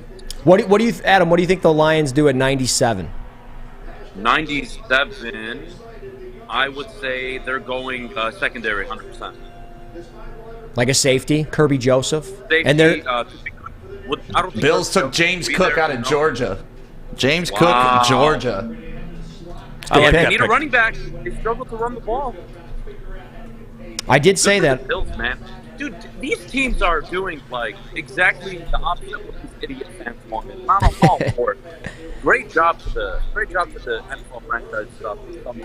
Like Sky Moore to the Kansas City Chiefs, 10 out of 10. Great. I agree. Yeah, it was an interesting move. We talked about that, how Yep. he can kind of come into the slot, play that role that, in a poor man's way comparable to Tyreek Hill. And he's going to go in there and he's going to have some fun with it. Him and Mecole Hardman, they're going to be interchangeable there and just going in and out. Yeah, at the end of the day, I think the Lions, obviously, they won the first round. They're one of the many teams that won the first round. Second round pick to get Josh Pascal. Yeah, Brisker was on the board. Yeah, Dean was on the board. And I don't know if you guys have inside information if, Dean's injuries are chronic, if they're long-term. I don't know. What I do know is Brad Holmes has a process, a fundamental way of going about selecting and evaluating a player. And so far, it's ended up with the Lions taking Hutchinson, edge rusher, Jameson Williams at wide receiver, and now Josh Pascal at edge. The Lions are in business. No longer the piss scum of the NFL. They are on the way up. I am very. So Adam, I feel like a lot of fans have no exposure to Josh Pascal and have no idea what the Lions added in him. Here could be the last pick of the second round. They're coming up to announce it, and then after that, let's all say our goodbyes for the evening. But yeah, let's find out who the last pick of the second round is real quick. Elvis Not Malik Dubeville. Willis. Nick Malik Bonito. Willis. There you go. That is Is it? No, I'm joking. No, Nick Bonito. Bonito. Nick Bonito. This is a Oh, very no shit. Oh, he fell to 64. That's right. this is a They got a very good good football player. Yeah. good football player. Yep. Pairing up with Bradley Chubb, Good for them. explosive, twitchy type of player that you want. It's going to pin his ears back and get after the quarterback. You were asking me a question. I didn't get to hear it before we go. I didn't want to answer it. So I feel like a lot of fans have very little or no exposure to Josh Pascal's game, and they don't really know how freaky he is and how well he fits, both physically, culture, all that stuff, and what he offers. What do you? I mean, tell him. You offer Detroit Lions fans, you are getting a very versatile player, a player that can line up as a linebacker if needed, but will be on the edge most of the time. Charles Harris and Aquara are not the long-term solution. The fact that they addressed one of the most important positions, if not the most important position on defense, twice within their first 3 picks. Again, this is a Brad Holmes. It's a classic. This is a master class. Again, you are getting an athlete. You're getting a guy that's very talented. Led the SEC in pressures, 101 career pressures coming out of Kentucky. And remember, guys, this is not some guy out of Wyoming, hell, not even Wisconsin. This guy was playing in the SEC against some of the best linemen in college football. And he was a unit in Kentucky, who are a very good team because of it. Good for the Lions. You got a great player. Yep. Agreed. All right, Adam. Have a great night, Thanks man. for joining us. Thank you, sir. Yeah, thank you guys for having me. Monday, the Morning Woodward show right here. Adam's going to be hopefully recovering and detox from all the cocaine you did this weekend, my friend. All that cocaine. All this garage space doesn't pay for itself. We're selling kilos, man. You got to get them bricks from 6 Mile Brick Mile, baby. Let's go. All right, see you later, God, Adam. I'll see you guys. See ya. Man, what a fun 2 days of the NFL draft, and we just kind of threw together the second day thing like literally hours before we went on, and thank both of you guys for being a part of it, NFL draft experts. And we can get on here with a ton of people, but the in-depth knowledge that you guys have, even talking about the 64th player drafted off the board, it really makes the difference. So thank both of you for taking the time tonight and being a part of this. It was fun. Thank you guys. Yeah, thanks for having me. Thanks for joining us, everybody in the chat. Yeah, everybody thanks. watching. Yeah, before we leave, make sure you subscribe. Make sure you hit that like button, and make sure you're watching all of our live shows. It's Woodward Sports. This is our second year covering the NFL draft. Last year, we were jacked at how many people were watching the live show. Yeah. This year, we crushed that by like 5 times. So next year, we're looking to crush that by 5 times. Awesome. And we can't do it without you guys. So thank you very much. You guys are awesome. Have a great Friday. I'm going to go get drunk this weekend. That is my one and only goal. And hopefully I see you out getting drunk. And you guys have a great night. We are out. Peace.